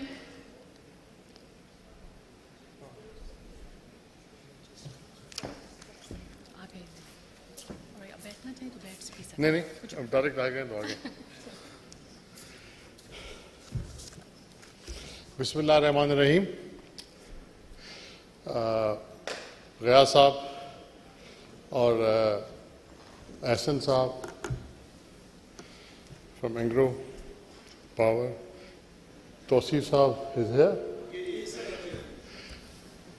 so I'm sorry I just came straight आप लोगों से मिले नहीं जी हाँ in fact, I was going back yesterday, so that's why I did not confirm, but by chance I had to stay back. So everybody present here, Assalamu alaikum. Today, you people have gathered here, and it is an historic moment, and I pride in mentioning Pakistan People's Party for all this impressive impact and record in such conferences, as well as participation in energy sector of Pakistan. Sindh government, जो कि Pakistan People's Party की government है, has this pride to work hard in the energy sector and in the public-private partnership. आज यहाँ सब मौजूद हैं, private sector भी मौजूद है, government of Sindh की नुमाइंदगी मैं कर रहा हूँ और रेगुलेटर्स भी मौजूद हैं सो आई थिंक एक बहुत बड़ा इवेंट है जो कि एंग्रो पाकिस्तान ने आज ये मुनक़िद किया है एंड आई मस्ट से कि बहुत अच्छा एक इवेंट है जो जिसमें आप मार्केट को ओपन करने के लिए और चीज़ों को डिस्कस करके then firm up with the policies हमारे दोस्त भी बैठे हैं असद अली शाह साहब MD Karachi Electric and other friends as well here. So I think today's conference will definitely give some suggestions, some policy framework for the future of energy sector in Pakistan. और मैं समझता हूँ कि ये एक बहुत बड़ा इवेंट होगा और Sindh government has always assured the private sector, regulators and everybody here जो कि भी energy sector में being as I'm talking of energy, especially because I am the Minister for Energy in Government of Sindh. So we have worked hard here in Energy Department. Federal Government के साथ भी हमारी काफ़ी चीज़ों पर बातचीत होती रही. कुछ में हम कुछ में हम कामयाब हुए, कुछ में कामयाब नहीं हो सके, still pending. तो apart from politics, वो तो हम करते रहते हैं. लेकिन we are serious about the energy sector of Pakistan. Thar coal का जो प्रोजेक्ट है उसके रूह रवां हमारी पाकिस्तान पीपल्स पार्टी के चीफ मिनिस्टर सैयद कायम अली शाह साहब और मुराद अली शाह साहब इनके विजन थे और हमारी मोहतरमा शहीद बेनज़ीर भुट्टो साहिबा का विजन और वो सोच और वो नारा कि थर बदलेगा पाकिस्तान जबकि थर में कुछ भी नहीं था न रोड थे न रास्ते थे न बिजली थी कुछ भी नहीं था उस वक्त उनकी सोच उस वक्त केटी बंदर को डेवलप करना पावर प्रोजेक्ट्स के प्रोजेक्ट्स यहाँ लाना मतलब this shows a vision of the leadership of the country और पाकिस्तान पीपल्स पार्टी ने हमेशा इस चीज़ को आगे रखा एंड अल्लाह की मेहरबानी से पब्लिक प्राइवेट पार्टनरशिप का सबसे बड़ा प्रोजेक्ट एंग्रो पाकिस्तान के साथ पाया तकमील को पहुँचा और Sindh Engro coal mining company वजूद में आई और उन्होंने वो काम कर दिखाया जो कि लोग कहते थे कि ये सब ड्रामा कह लें या कह लें कि सही नहीं है और देन यू सॉ कि वहाँ पावर प्रोजेक्ट्स भी वहाँ लगे और बहुत कामयाबी के साथ वहाँ चल रहे हैं एंग्रो का प्रोजेक्ट हैं 660 मेगावाट के and credit goes to mister Ahsan जो कि चला रहे हैं, and mister Ghayas and their team, जिन्होंने बहुत बेहतरीन तरीके के साथ इसी थर कोल जिग्नाइट से उन्होंने वो चलाया और बहुत ही कामयाबी के साथ चल रहा है। मैं मुबारकबाद देता हूँ। 2 और प्रोजेक्ट्स वहाँ आ रहे हैं 660 मेगावाट के, दोनों 330 के, थल नोवा और टेल के। तो इंशाल्लाह वो भी बहुत जल्द अनकरीब we are going to inaugurate them and they will be contributing 660 megawatt to the national grid. और टैरिफ देंगे तो उसी साहब बैठे हैं, we will determine the tariff. And then again CPEC का प्रोजेक्ट 30 मेगावाट्स शिंगाई इलेक्ट्रिक के साथ। अगेन मैं समझता हूँ कि एक बहुत बड़ा प्रोजेक्ट है। Again we are contributing, that will be contributing to the national grid 1330 megawatts. तो आप ये देखें कि मतलब just one sector wind we are not talking about at this moment. Wind अलग है, सोलर के प्रोजेक्ट्स अलग लग रहे हैं। तो though we had difficulties in finalizing those projects because of different difficulties with the federal government। हमारे कुछ projects हुए, कुछ नहीं हुए, और उनका हमने अपना जो भी हमारे relevant forums थे वहाँ उनको उठाया हुआ है। Still we are striving hard and we will get it done इंशाल्लाह। और चीज़ें ऐसी हैं कि हो जाएंगी। हमें उम्मीद है कि पावर सेक्टर में सिंध will contribute more, और हमेशा forefront पे रहा है सिंध। तो मैं समझता हूँ कि सिंध गवर्नमेंट, पाकिस्तान पीपल्स पार्टी की गवर्नमेंट, हमारे चेयरमैन बिलावल भुट्टो जरदारी का विजन, मोहतरमा का शहीद का विजन, एंड देन तो हमारे चीफ मिनिस्टर साहिबान थे और एनर्जी मिनिस्टर थे, एनर्जी डिपार्टमेंट, उन्होंने ये पब्लिक प्राइवेट पार्टनरशिप में ये काम किया। और बहुत से प्राइवेट अपना सेक्टर में विंड पावर के प्लांट्स लगे हैं इधर। तो मैं समझता हूँ कि Sindh government is in the forefront in energy sector. अभी भी हम क्योंकि कोल पे काफ़ी सख्ती आई हुई है दुनिया में, so we are diversifying it from coal to liquids, coal to fertilizers, gases, उस पर स्टडीज़ हो रही हैं। And we have been discussing even with Engro again and different agencies दुनिया में, ऑर्गेनाइजेशंस के साथ we are working on that. और अनकरीब आने वाले दिनों में इंशाल्लाह अल्लाह ने चाहा तो when third phase of the Engro का जो ब्लॉक 2 का कोल की माइनिंग की एक्सपेंशन के बाद we will be having the cheapest source of indigenous energy in Pakistan. It will be below $30 and I think इतना सस्ता सोर्स ऑफ एनर्जी पाकिस्तान को कहीं नहीं मिलेगा। दो इंटरनेशनली और एनवायरमेंटली कहा जाता है कि coal is not good, but we have to see our national interest as well. और नेशनल इंटरेस्ट को सामने रखते हुए we will have to form the policies कि हम इन चीज़ों को किस तरह इस्तेमाल करें और एनवायरमेंटल हैज़र्ड्स को किस तरह मिटिगेट करें और चीज़ों को हम किस तरह करें। वो भी हम मतलब हम आइसोलेशन में काम नहीं कर सकते। We will have to work with the international norms and the environmental जो भी हमारे साथ डिसिप्लिन है, but we will do that. उसके बगैर गुजारा नहीं होगा। बिलियंस ऑफ डॉलर का जो हम फ्यूल मंगाते हैं हर साल, तो एक तो डाइवर्सिफाई करके उसको हम कोल को दूसरे इस्तेमाल में लाएं एंड देन इसको चीपेस्ट सोर्स ऑफ एनर्जी को इस्तेमाल करें, so that can be in the national interest. Wind we are expanding, solar we are expanding enormously, और उसमें हम we are trying to establish the solar parks in Sindh as well. हाँ, वो तो हमारा फ्यूचर का प्रोजेक्ट है इंशाल्लाह। और recently as I am talking about the Sindh government's effort in the energy sector, we have been working again with Engro for the 400 megawatt renewable energy at Jhampir, and for which we are doing our homework, and it will be B2B project. And again, STDC, Sindh Transmission Dispatch Company, which has been formed by the Sindh government, वो उसकी transmission and grids लगाएगी। तो again वो भी किसी सूबे में पाकिस्तान में कहीं नहीं है। STDC भी पाकिस्तान में सिंध में ही है।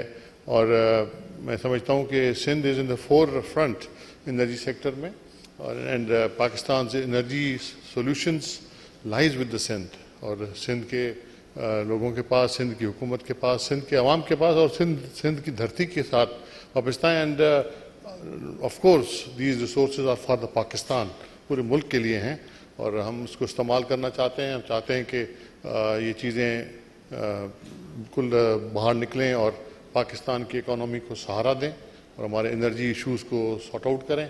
और आई होप कि जितने भी लोग यहाँ बैठे हैं डिफरेंट सेक्टर्स से, डिफरेंट ऑर्गेनाइजेशन से, और एवरीबडी हैज़ दिस प्रायोरिटी कि पाकिस्तान की इकोनॉमी बेहतर हो और इंशाल्लाह चीज़ें होंगी और हम लोग देंगे सॉल्यूशंस और चीज़ों को प्रोवाइड करेंगे. हम रेल लिंक भी बना रहे हैं वहाँ थर में और आई होप कि things will go better in coming days. And I once again thank you very much everybody here कि आप लोग आए. आई एम टाइमिंग का थोड़ा सा था because of the political situation में यहाँ था नहीं, but by chance I came yesterday with the chief minister. तो फिर I had to go back yesterday, लेकिन फिर मैं नहीं गया तो फिर मैंने कहा I must attend this conference क्योंकि आप सब लोग इधर होंगे और this is the best time to talk to you and बताएं कि हम Sindh government has assured in the past and once again we assure you all जो भी energy sector में and in any sector want to invest here in Pakistan, in Sindh. So we will be there, we will be supporting you, we will be helping you. और इससे पहले भी हमारी policies बनी हैं और पब्लिक प्राइवेट पार्टनरशिप में जिस तरह हमने काम किया है एंग्रो, सिंध एंग्रो के साथ जो हमारा वर्किंग रिलेशनशिप है वो खुद ही पूछ लें, सब लोग बैठे हैं इधर. तो आई थिंक इंशाल्लाह पाकिस्तान की एनर्जी इश्यूज़ का हल निकलेगा, सिंध से ही निकलेगा और we will be doing our best. And thank you very much for organizing this event today. You must have discussed a lot of things. The final things will be coming out. We will see and see what can we do. And I offer my services on the behalf of Sindh government. Whatever is required on the part of Sindh government, we are always ready to extend. Thank you very much. Thank you everybody. Sahab, thank you so much for sharing your valuable time with us today because obviously there's so much going on, we know that. We will now have the group memento, so I would like Mr. Ehsan Zafar Sayyid from the CEO Engro Energy to present the event mementos.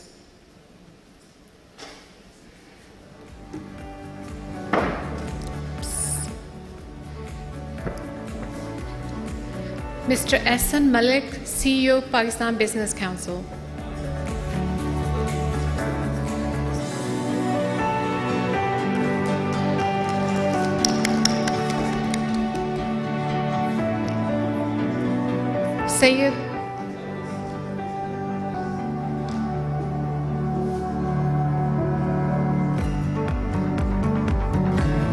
Sayyid Monis Abdullah Alvi, CEO K Electric.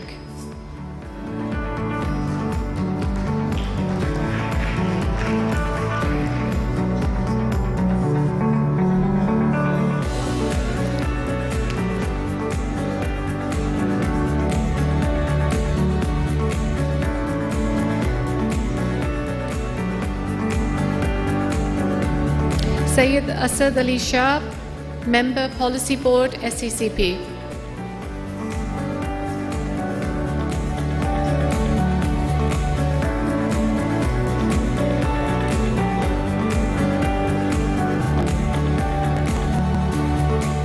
Muin Iqbal, Director Sales, Pakistan and Middle East, GE Renewable Energy.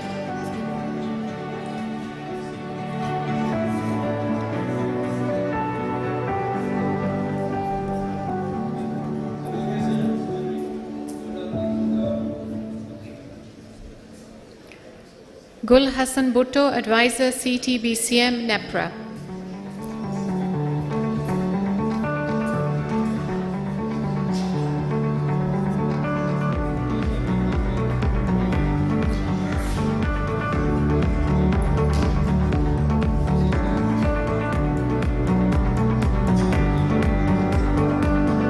I'd also like to invite the Honourable Minister of State, Chairman Board of Investment, Mr. Muhammad Asfar Ehsan. if you could present a memento.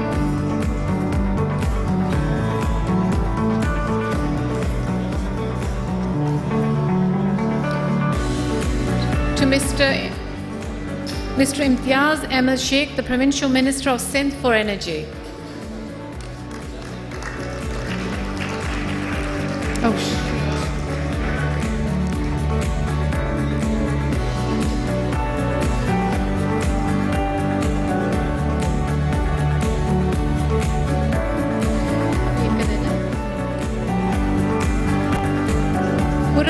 Mr. Khurram Hussain.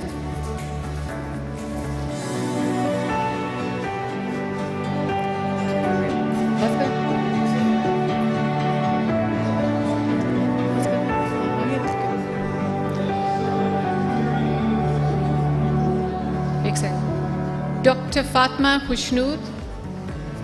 What thing? Okay. Do a group photo. It's for you. Never mind. You do it.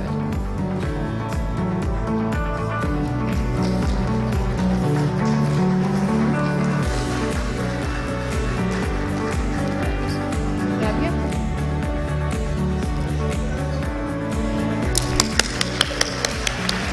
Fatma, thank you for organizing. Doing a great job. If I can invite everyone for a group photograph now. Okay. Yes? Just steal your mic. So, because you've been moderating, thank you so much. So, can we have a great round of applause for Najma Minhas? And can we have a shield for her, please? Thank you, Najma.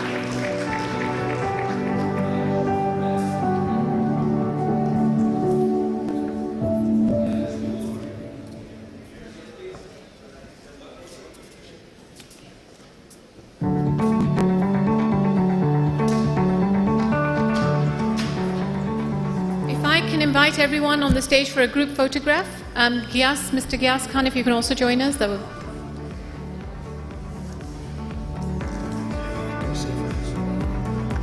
Mr. Tosi Faruqi, if you could also join us.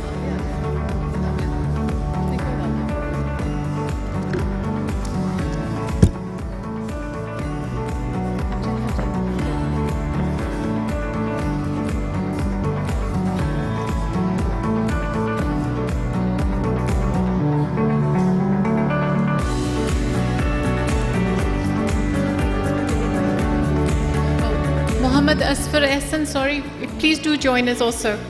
I didn't see you coming off the stage there. Exactly. VP Shahab Qadir as well, please.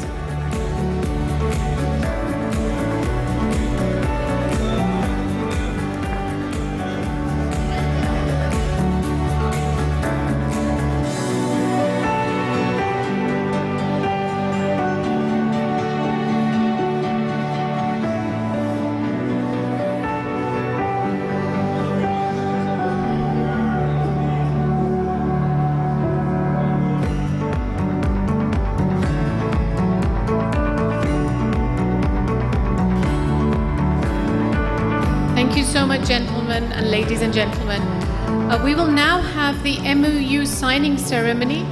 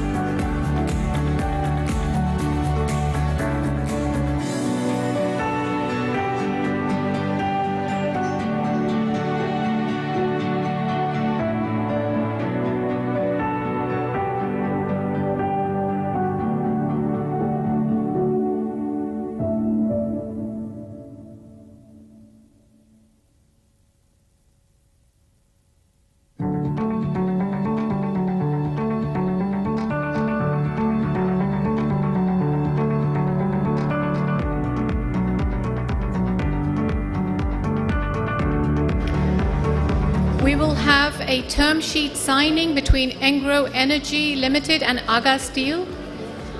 If I can invite on the stage Mr. Mohammed Idris and Dr. Fatma Kushnood from Engro Energy, Mr. Kamran Ahmed and Umar Irshad from Aga Steel. If I could also invite on the stage Mr. Giyas Khan, Mr. Ehsan Zafar Said, Mr. Shahab Qadir, Mr. Tosif Faruqi, Mr. Mohammed Asfar Ehsan, Mr. Shah Jahan Mirza, Mr. Abu Bakr Madni, Mr. Rafiq Ahmed Sheikh, and Mr. Ahmed Imtiaz Ahmed Sheikh.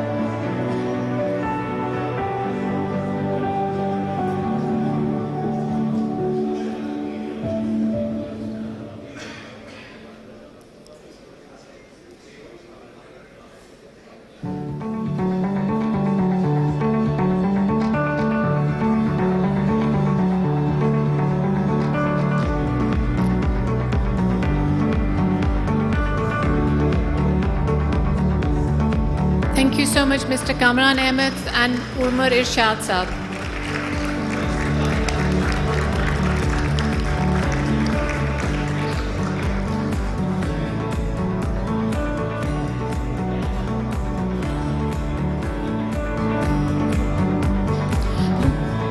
We will also have a LOI signed between Engro Energy and Engro.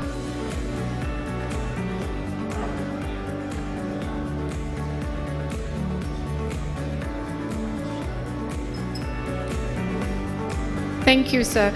We will also have an LOI ceremony of signing between Engro Energy and Engro Polymer and Chemicals. On behalf of Engro Polymer and Chemicals, may I invite Athar Abrar Khwaja Saab and Rabia Wafa Khan.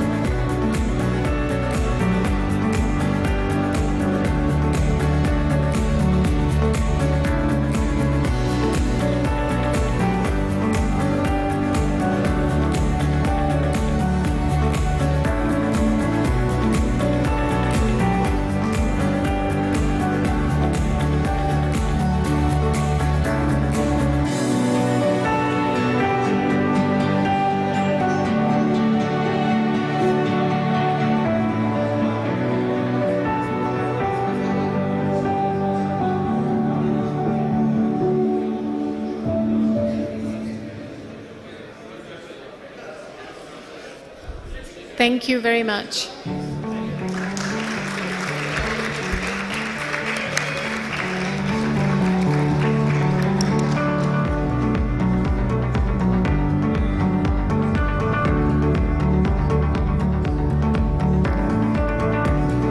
Thank you, everybody. And finally, I'd like to thank everyone for sparing time to attend today's symposium. Lunch is open and we're right on time for Jummah as well, 1 o'clock. Thank you, everybody, for your time today.